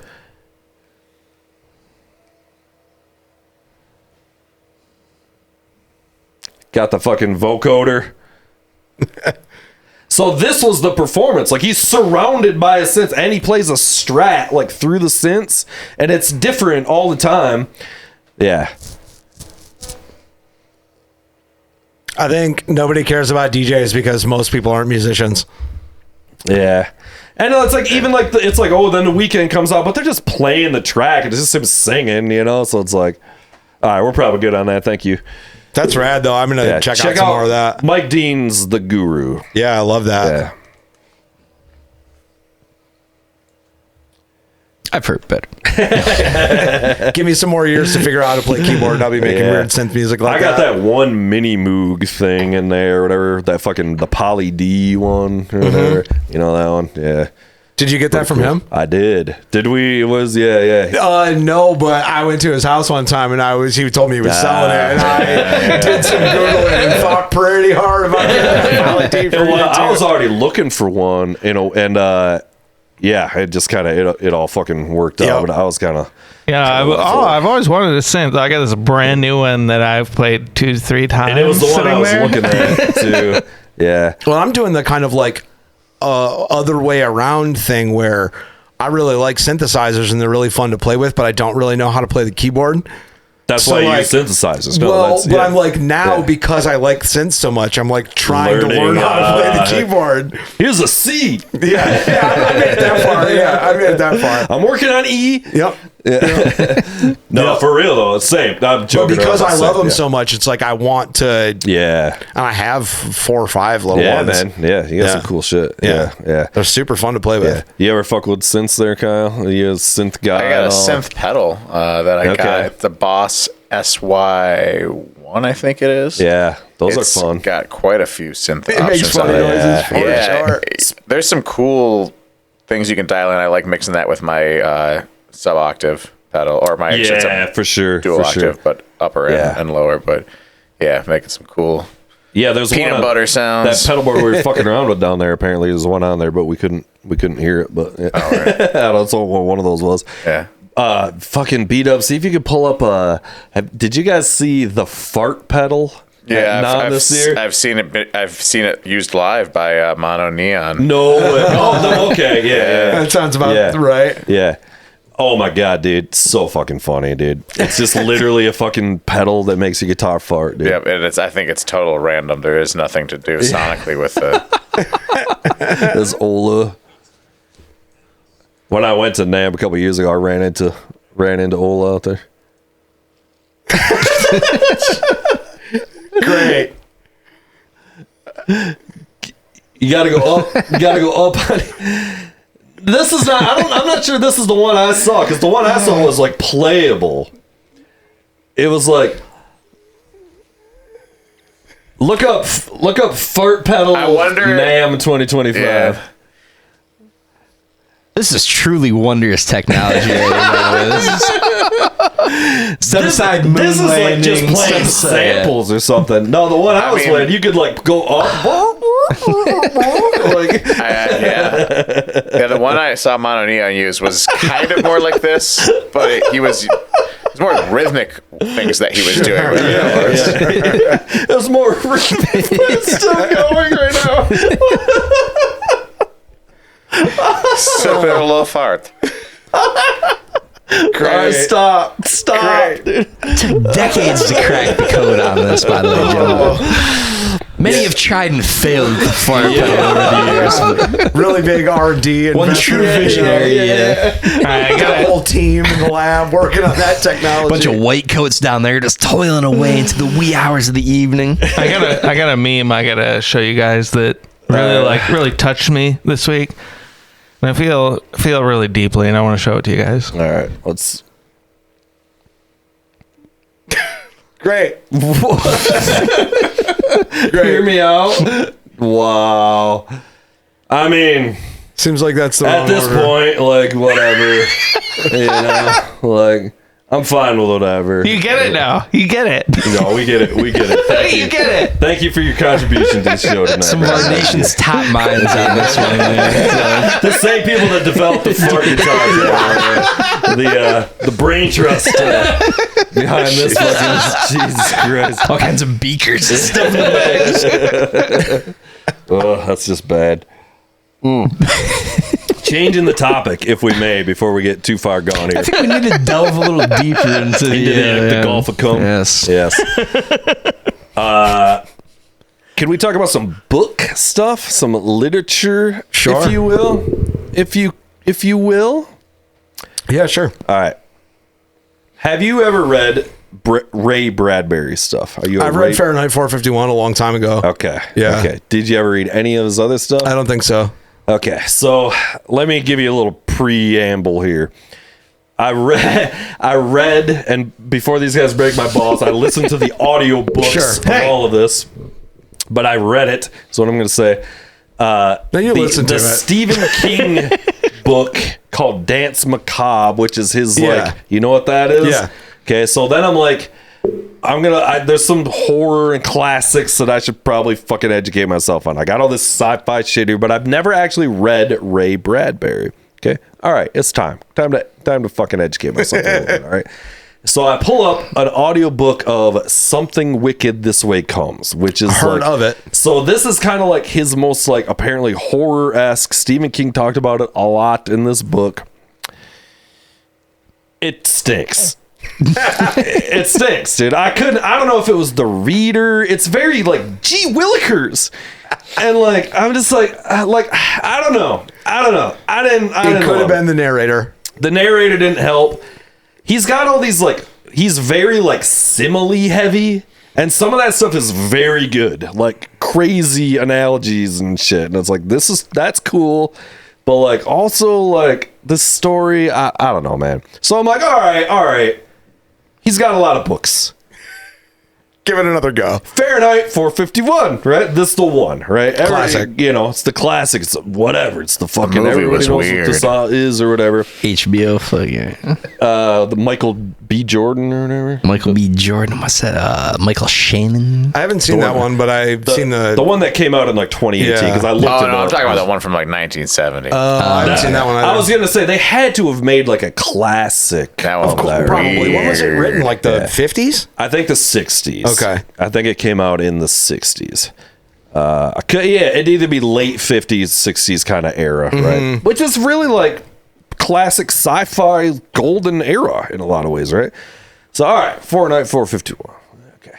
All right. So, first of all, like the themes of it are like incredibly on point to what's happening right now. So this was sort of one thing where it's like, I knew it was sort of like that, but I'm like, this could not be more on point to what is happening in the world right now. Like to the point where it was like a little bit like too close to home. Yeah. Like I'm trying to escape with I mean, these a lot books, of authors did that back at that point. The future's fucked. We're warning you. Yeah. If it was a Especially in common, sci-fi, and this is like or what rather, what I like you see again, like it's meme stuff, but like dystopia isn't about describing the future. It's about metaphors for the present. Yeah, So if we're reading books written 70 years ago that feel way too close to home, what does that tell you about how much we've changed as a society? Yes. Right? If we're dealing with the same problems. In you can read a book different from ways, 1750 or 1200 Indeed. and be like, oh, this is pretty familiar. Yeah. So there's Same old thing. a fucking like monologue. I don't know if you would remember this if you ever It's read it in been a while. so long, man. Decades. sophomore year. So for basically, high like, school. Probably something like the that. fucking like one of the climaxes is basically like his he's a fireman, and his fire chief basically kind of lays down the entire world philosophy to him right before he burns his fire chief alive and goes on the run. Right, that's like the big fucking part of the movie. Spoiler alert, it's been out fucking 100 years. You're right. All right. 70 years old, But, it's like, fine. but that part of it was just like, oh my god, the way this guy describes what is happening in the world, it is like this is what is literally happening in the world right now. Yeah. That said, it stinks. The book stinks. It goes nowhere. The plot is like what? Like it just kind of like it doesn't. There's like no third act at all. It just kind of like. And I'm like, I kind of don't get it. Why are these books like? It's like, yeah, it's like prophetic, but like, just write a book about fucking whatever politics. Just write a nonfiction book or something. Like, I don't know. So I was just kind of cracking myself up because it's just kind of like it was like a Bush League 1984. Like, it doesn't like end. Like, there's no like. It just kind of like, here's a bunch more similes and we're out. All right, like, I don't really get it. You know? So I'm hating a little bit. I haven't read it in so long, but I don't know, man. Stories don't necessarily need tidy endings, I don't think. Or if it gets its point across or like makes you feel something. All right. He's got big time right there, bro. Kosa and our Put your bass place a player were little just bit. talking the other day about the movie The Lighthouse. Oh god, yes. Yeah. And so Oh, like, yeah. but one of the things we were talking about is that like, you can look for what it's about, air quotes, what it's about, Yeah. or like, does this mean this, or what really happened to X character? But that's kind of not the point. The Yeah, idea I is that agree. like it's an Just- impressionist, Yeah. like it just makes you feel something and introduces some ideas, and then you're just kind of left with that. Just live in it and leave you with discomfort. basically. And it's you know? okay if the book kind of remains unresolved because like the world remains unresolved or whatever. I feel like Philip K. Dick kind of did this too. Yeah. Oh, it was crazy. Like, Philip K. Dick stuff was just like, here's a first draft. It never like give me a second draft, dude. Like He was a fully insane person. can I though, get some so- complete sentences here? You know what I mean? Did you ever read Valis? Yes, I read that. like Probably full- three of them. I never three of read them. Valis, but I did rent Phallus. It was, Yeah, it was a very different movie. It was a very, very different movie. In fact, I think we were talking about Philip K. Dick the first time I was on this show because you titled the episode something about re-embiggen. Because Three Stigmata of Palmer Eldritch is about shrinking stuff for their like Mars colony or whatever. Right. Yeah, man. I've not been reading very much fiction at all. I read a really good kind of like interconnected short stories called The Tsar of Love and Techno. Ooh, okay. For the second time, that was really, really good. But mostly I've been reading nonfiction. Yeah. Yeah. So moving on from that, it was like, all right, I'm fucking kind of hating on this stuff or whatever. I'm joking around, you know. Yeah. So, but Like, still pretty good. Yeah. Come on, you know, I'm shitting on it, but and then so I'm like, okay, well, I've never read Catch-22. Oh, I love And Catch-22. So in this weird way, I've always like conflated Catch-22 and Fahrenheit 451 because of their titles. Numbers. Yeah. They're very different books. Very different books. But in my mind of never having like read, and they're kind of from the same era, you know what I mean? Like, so like, yeah, they're these fucking classics of whatever of the same era. So I move on to Catch-22. And god damn it, this is one of the fucking greatest books of all time. It's so funny. Dude. It's so funny. I am like laughing. I'm in my office at work and I'm like laughing, dude. I'm like, oh, Straight this up. is gold. It's like fucking Monty Python meets fucking. You know what it reminds me of? Did you ever read A Confederacy of Dunces? No, but I think I've heard what of it. that is? Yeah. It's a classic of the same kind of like absurdist, like, but Jesus Christ, dude, the wordplay and shit in this fucking book, the way they go back and forth and like, it's very Monty Python. Like, If you really liked Catch-22, the last book that Joseph Heller wrote is called Portrait of an Artist as an Old Man. okay, And the book is about a famous writer who's Yeah. getting old Right. and is pressured from his like publisher agent to like write his last great Right, novel, right. which is kind of what's going on in Joseph Heller's life at the time. Right, yeah, And so yeah. it's this equally funny. He keeps like starting novel ideas. Yeah, And then it'll be a page or two into some story. And he's like, this is trash. It's garbage. And it kind of goes back to the story about him Yeah. trying to figure out what to write about. Right. But equally absurd and hilarious. Yeah. And Yeah, man, definitely read A Confederacy of Dunces. Okay. It's just like this guy wrote it. It was like his first ever thing he did, and then he died. Do you know about any of this at all? He like dies. He's like this fucking genius who wrote this one thing. He dies, and then like his mother goes on this crusade to like get it published and shit. Great. Yeah, and then it does finally, and it wins like the Pulitzer Prize. Like, it's like a whole saga, this whole fucking... And they've been trying to make it into a movie since it came out in, like, the late 70s or whatever. And it was like, back then, it was like John Candy was going to play the main guy. John Belushi was going to play. It's like, it's always been, like, more modern. It was like Will Ferrell was going to do it. Like, it's very, like, a little bit like fat guy slapstick in a little way. You know what I mean? But yeah, it's very kind of absurdist in that Monty Python kind of way. So, but yeah, I'm only halfway through Catch-22 right now. Oh, it's, but I'm like, I oh, love this is a work of genius. Like, this is gold.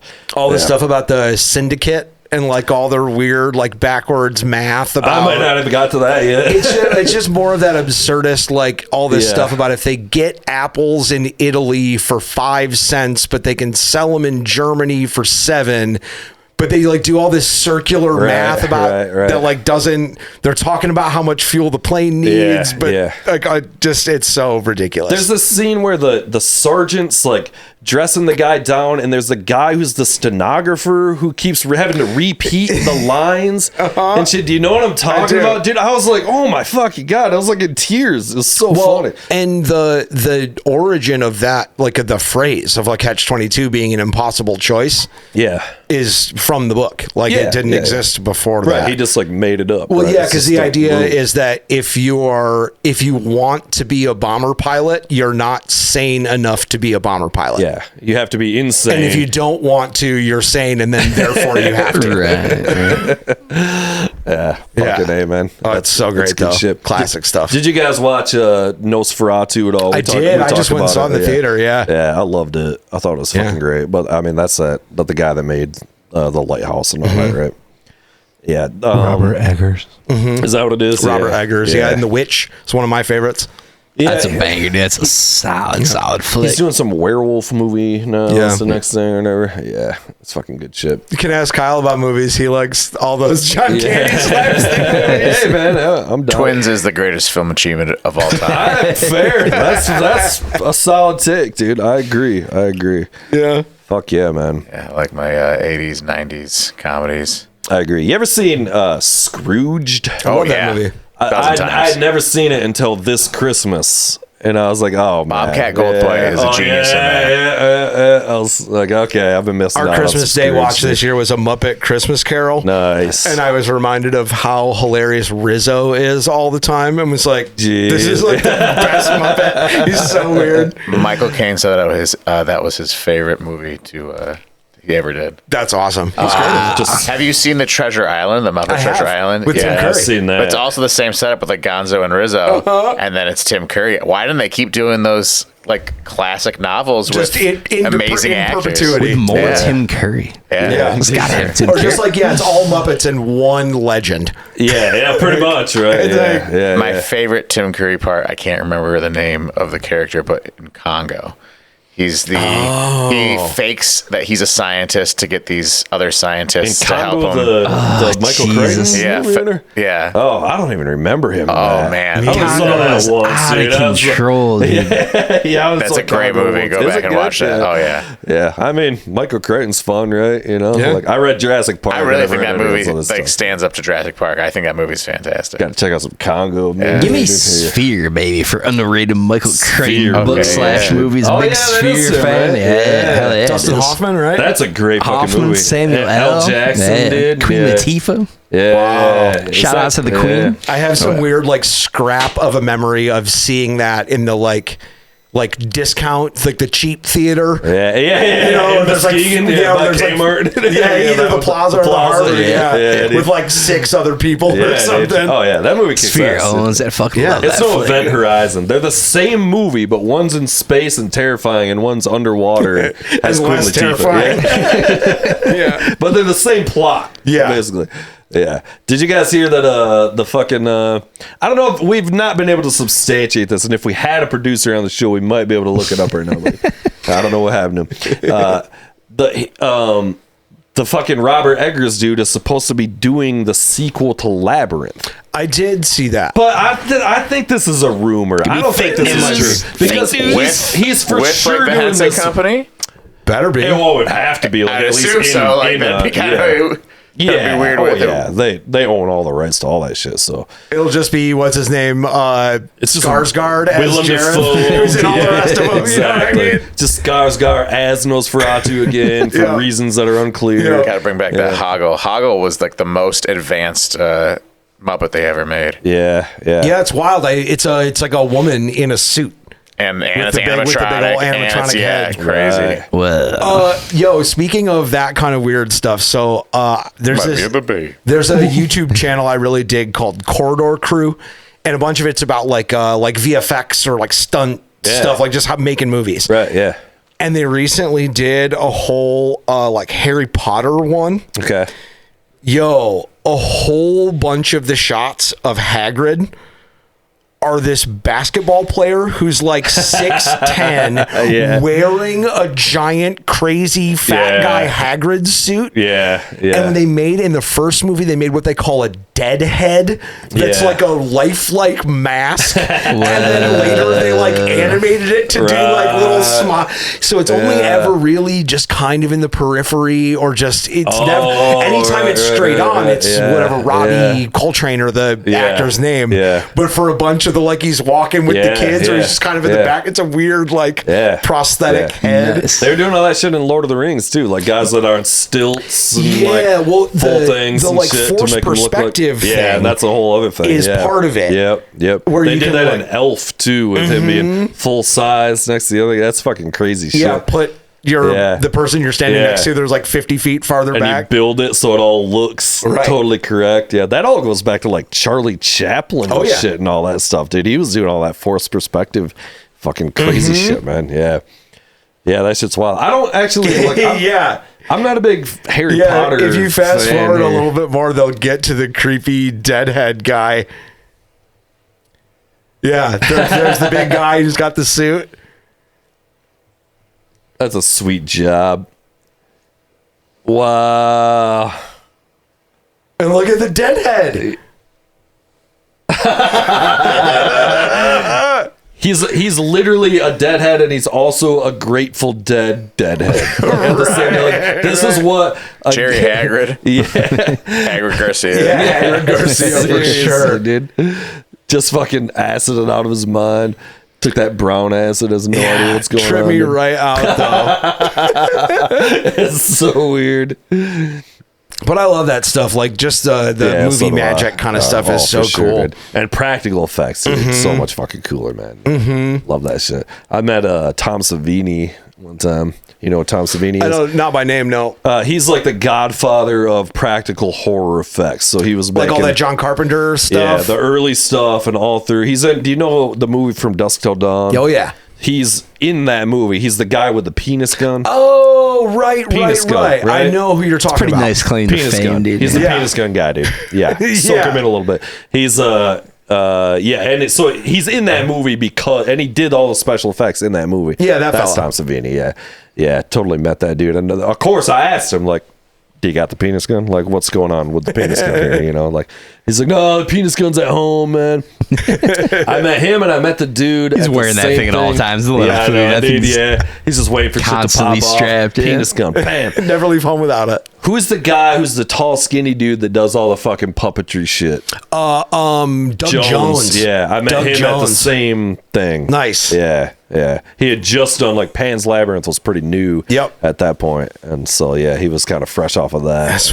That's what a wild job. I know. The practical effects stuff is just so much more fun than all the AI bullshit. Yeah, it's just got such a different feel to it. Yeah. Just, like, holds up. But, like, I'd rather see that. Like when the dude's face melts in Indiana Jones. That's so much cooler than, like, you know, like, and they fucking took a blowtorch for a thing for like 7 hours and then sped it up. You know, it's like, this is way cooler than fucking. And it got so good by the time they made Lord of the Rings, and then it's like that was the turning point. It's kind of like the pinnacle, right, of like practical effects with I don't know, CGI, I guess. You know. It was in there, but it wasn't overwhelming. Filmmaking. There will never be a better film made. I agree. Lord of the Rings. I watch them every year. Oh, 4 times, dude. Minimum. Hell yeah! I had a roommate for a while who watched Fellowship like 5 days a week. Yeah, that's kind of he my would fall jam. asleep, never made it out of the Shire. Yeah, that's the best point, dude. Yeah, never make it out of the Shire. Fellowship's my favorite one, and for those same reasons, the atmosphere and that one and shit, dude. No, where it was the joke to me was always like, by the time they get to Lothlorien, I'm either asleep or baked out of my mind or whatever at this point. Like, you know, it's like, that's like, you're 2.5 hours deep in this movie. You know? And I'm only on the fucking director's cut shit. Dude, so they're all 7 hours long. I actually I really like the theatrical cut of Fellowship of the Ring. It's been so long since I've seen it. I agree. It is weird when you see it because it's like, you're like, feels like there's pieces missing. missing. Yeah, you're like, wait a minute. It's like not the same like edits and shit. I don't know. Do you dig have you seen Hateful Eight, the like Tarantino in the winter? Hateful Eight. I hated it. I really like it. I couldn't get through it. It's I a good need to movie. try Tell again. him. I couldn't get halfway through it, dude. Well, I feel like it's easily Tarantino's worst. It's his only movie that I didn't like. But part of why I ask is because they released a like extended cut of it, but they also changed the like chapter markers, so it's like it's as like 4 episodes. It's like 4 hour long pieces or whatever. I don't know if that movie needed more. I couldn't bring myself to watch it. It was like I'm I would outside try to the get- existing 3 hours I would try and to get 15 I could have minutes or been in a whatever. not good headspace or something seeing it, but I was just like, this is terrible. I liked it. Yeah. I loved it. I'll try again. I Can do it. I love all I of it. feel like I watched it, but I can't say I remember it. But Samuel Jackson in it? Which how many Tarantino flicks can you say that? That tells you all you need But to it's know. like if you saw a Tarantino movie, you should fucking remember. Yeah. You know what I mean? Like so, like it's 1800s, super cold. Yeah, they're like holed up in a cabin. Where's the fucking it stinks, man? It's somewhere up there. Smash the guitar scenes in that, Yep. right? Yeah. Yeah. Oh, I didn't throw it one. I saw it the year it came out. That's a long time ago at this point. Yeah, no, it was what do you terrible. think it's about? I was trying to find the "it stinks" button. We don't got them labeled, so it's just a crapshoot. What you Crickets gonna don't get? stink. Got a 1 in 8 chance. Yeah, I'm trying to. We got to label these fucking things up. Dude. I find myself though, like I'm just as into, like some Robert Eggers slow burn spooky drama movie, and then like I'll also watch like the worst like Yeah, they didn't watch 80s RoboCop. RoboCop's a great movie. Yeah, don't sleep on a RoboCop. So. But even like objectively terrible movies or wacky action. I mean, that's my favorite. Yeah. So I'm like, don't even ask me I a love question that, about that because I don't even know anything past that really. But like, if you want, I love that. if you want to talk about Chevy Chase, There's entertainment value to it all, right? Yeah. Like just like the slapstick, sticky comedy, the fucking lighthouses of the world. Like it's and fun just honestly, to get the gamut. man, in the same way that like if you say make records or even play instruments, any old song you listen to, you can be like, oh, that was an interesting choice, or I know how recording drums works. Yeah. So blah, blah, blah. Yeah. And like, I find the more that I know about movie making or the more just movies I watch, Yeah. I'm always like, oh, weird. Yeah, you see how it's done. Yeah. Yeah. We love that shit too. I'm super into that. Yeah, for sure. And man. then kind of any old junky movie you watch, you're like, duh, they tried. Yeah. We always joke around about that in a way. We're like, how much fun would it have been to have made this? Yeah. like it would have been so much fun. Like the fucking whatever, you're blowing somebody's face up or whatever. You're making the giant deadhead or whatever you're doing. You know, There's a It's lot of podcast I fun. want to catch. I haven't heard it yet, but it's Tarantino and like his lifelong buddy from the movie store that On he used to Rogan? work at. I Yeah, heard that's it was what I kind of heard. bad, honestly. I mean, it's probably pretty. It's Tarantino talking about movies. It's How mostly bad the can other it be? guy dude? apparently talking the whole time. Either way, Yeah, Gotta it hit is 13. All right, okay, all right. Yeah, he's just coked out of his mind. He's kind of annoying. yeah, he's a lot to listen to. He's an insufferable human being to just listen to talk Makes off good the movies. cuff. That's Like, those movies are the shit. Makes bangers. Yeah. So fucking, of course, because with the David Lynch passing here, we got mixed feelings on David Lynch here. Shay Man fucking really despises him and We everything. can talk about David Lynch. So I got things to say about David Lynch. Here's what I I've did. never though. seen anything I had David never Lynch. watched like the short film stuff. Yeah, I haven't either. So, okay. Well, let me tell you about it. I went down that fucking rabbit hole. My wife was sick, and I was like, so I'm down here because she's got fucking the Rona or whatever's going on, right? So, like, I'm just watching shit on my computer, and I'm like, I'm going to fucking pull it up because we watched the documentary about his life and whatever. Insufferably smug. Still it was awesome. No, I got mad respect for that guy, but so I'm gonna throw it down, and there's like some of them, but there's this one in particular, and I don't even remember what the fuck it's called, but it's like 13 minutes of the craziest shit you've ever seen, and I was literally like, this is actual genius. It was like the most bizarre, terrifying, the music and shit. And I was like, okay, David Lynch should have never moved away from pure abstraction. Forget your story, dude. Just show me the weirdest shit I've ever seen. Because I was like, this is genius. I wager that the stories are abstraction too. They are for sure. But I'm like, okay, like I don't know. That was so anyway. That's a more tolerable format though. Like 13 minutes of nonsensical whatever the hell is much different than, hey, here's a 90-minute span of a movie that makes no sense. Not for like artistic sake, just let me throw the weirdest fucking shit I can throw on camera. I can't say enough bad things about David Lynch. I really can't. To the same point I made before about Fahrenheit 451, like does it make you feel something? Like it doesn't need a tidy end. Like in fact, that's visceral hatred. Well, like, I find that's the thing.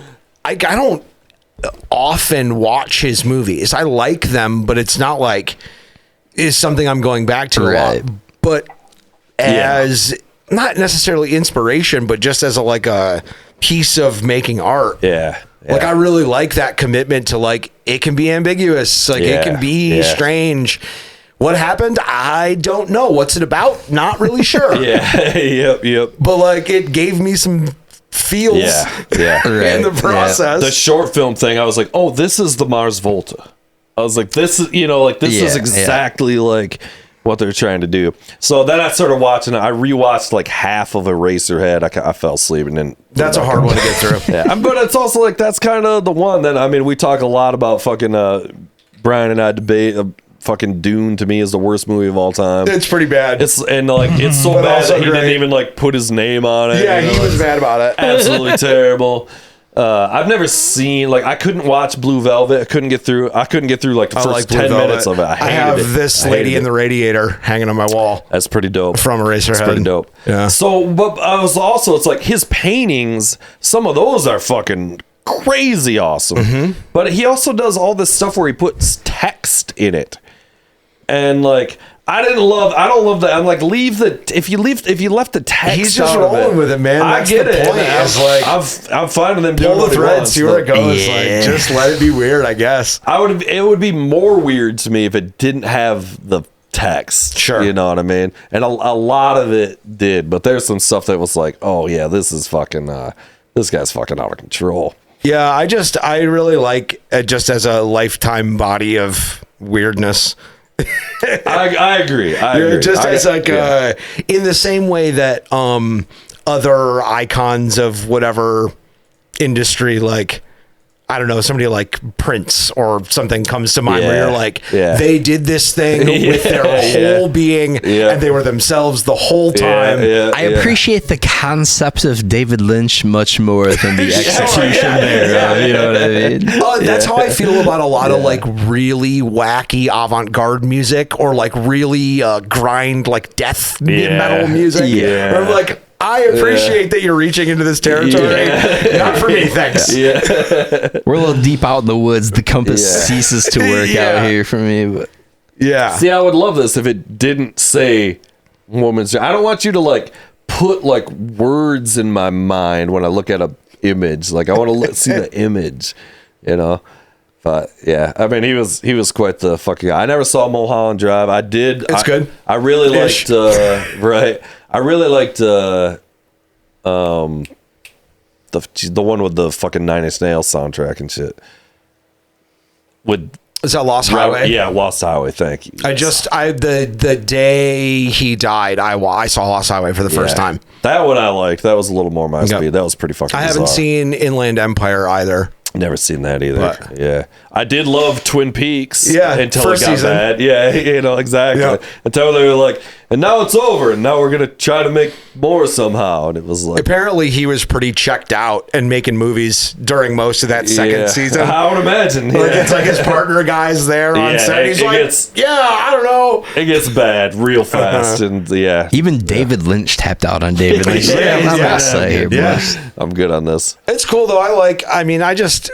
I have a appreciation for like fringe artwork, I guess. I do too. I think that's what a lot of it is with him, is like the appreciation for that, for sure. Just to be, I guess, confident enough to be that weird. Yeah. I love weird, but for a movie, like you gotta kind of tie it back. Like this is the argument I've made 1,000 times. Like Donnie You don't have Darko, to. one of my favorite movies ever. Very weird, very awesome, but it's weird with an end result.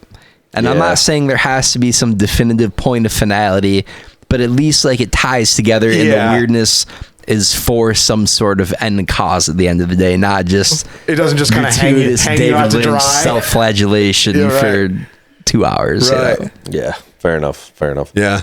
Indeed. Did you see Nosferatu or not? Yeah, I sir? did. Yeah. Did you like it? I did. Yeah, I loved Yeah. it. Yeah, I thought it was I've fucking decided, great. even though like rankings aren't that important, it's my third place of the 4 Robert Eggers movies. Okay. I liked it better than The Northman, not as much as The Witch and the Lighthouse. Yeah.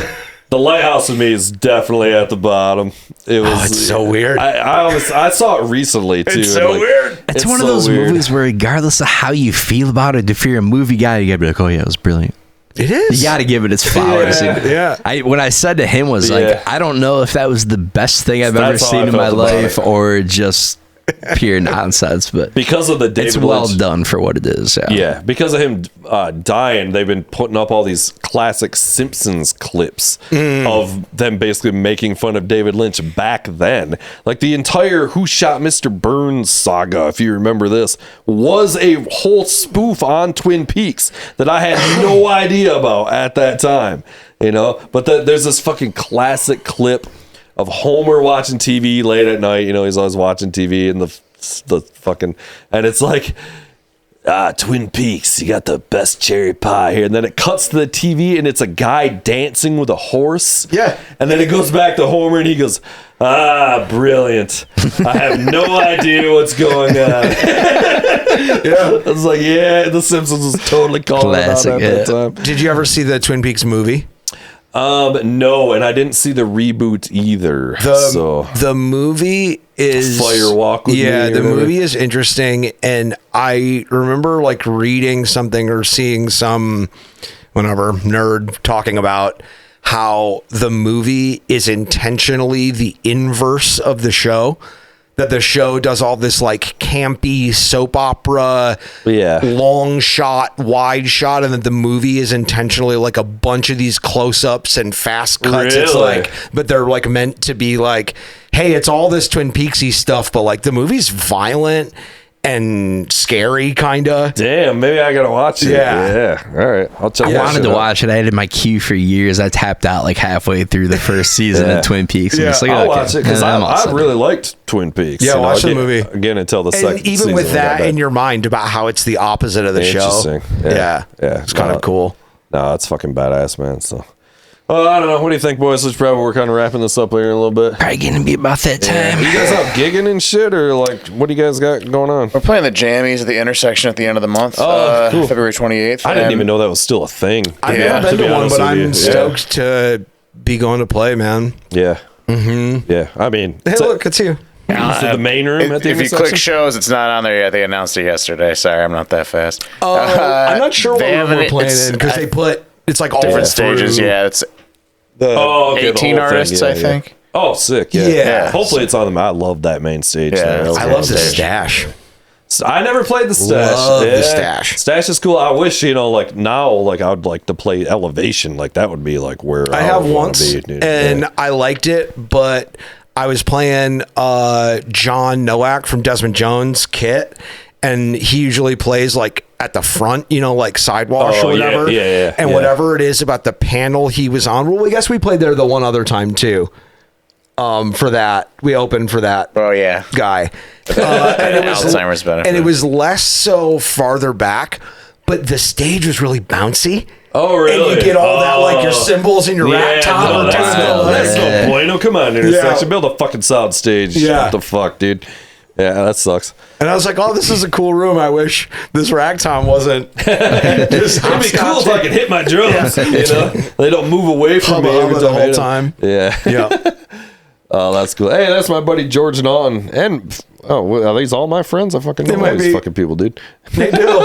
Elijah. That's hilarious. Yeah. No, but we got Kyle's been booking hard. We got stuff in the spring Nice. and in the summer, Yeah, like yeah. on deck, and Yeah. hopefully hear back about all the you play around festival-y quite stuff. a bit, right? Like Midwesty kind of, like whatever. Yeah, Yeah, he I plays mean- like crazy. Yeah. I do a lot of stuff, but together we do like, hit Grand Rapids a couple times a year, Kalamazoo, obviously stuff along the lake shore, some northern Michigan stuff in the summer, festivals and concert series. And we hit Chicago last year. That was great. Detroit a couple times, and that was really good. We'll be going back to Detroit, I think, in the spring too. Hell yeah. So mostly Sick, Michigan man. stuff, but might be breaking out to some further Midwest areas. Yeah. Do you let the hair down when you play every time here? Because I feel like it depends. Yeah, you really need to and throw it out a little bit more. Here. Oh, dude! As a bald man, I had to live vicariously. Right. I kept a pick in my hair in high school. Bring it back, dude. My hair was even thicker when I was younger. You should have a mini baseball bat. But if my hair is short, I've been growing my hair for 4 years. But if my hair, after a year, it's an afro. Yeah. But then just it waits Go down. full fro, dude. Come on. All of us are living That's through the you, move. bro. That is the move. Sick, man. What's you do the social thing or anything people should be looking at? Like how do you follow your dates? Kyle Brown THC everywhere. Instagram. I don't know if TikTok's real anymore. I don't know, Facebook, whatever. YouTube, Whatever's not shut I down believe as well. now or then, who knows the fuck. So. Use Google, you'll find it. Use the Google machine. Yep. All right, sick. All right, man. Thank you guys for coming. Yeah, So, thank nice you, to Ross. meet you. Yeah. Always appreciate it. Thanks, Thanks for having guys. us. Okay, Round boys. 3 for me. Hell yeah, you're getting up there, dude. Veteran. Yeah, that's Trifecta, right. son. Thanks, guys. All right, peace.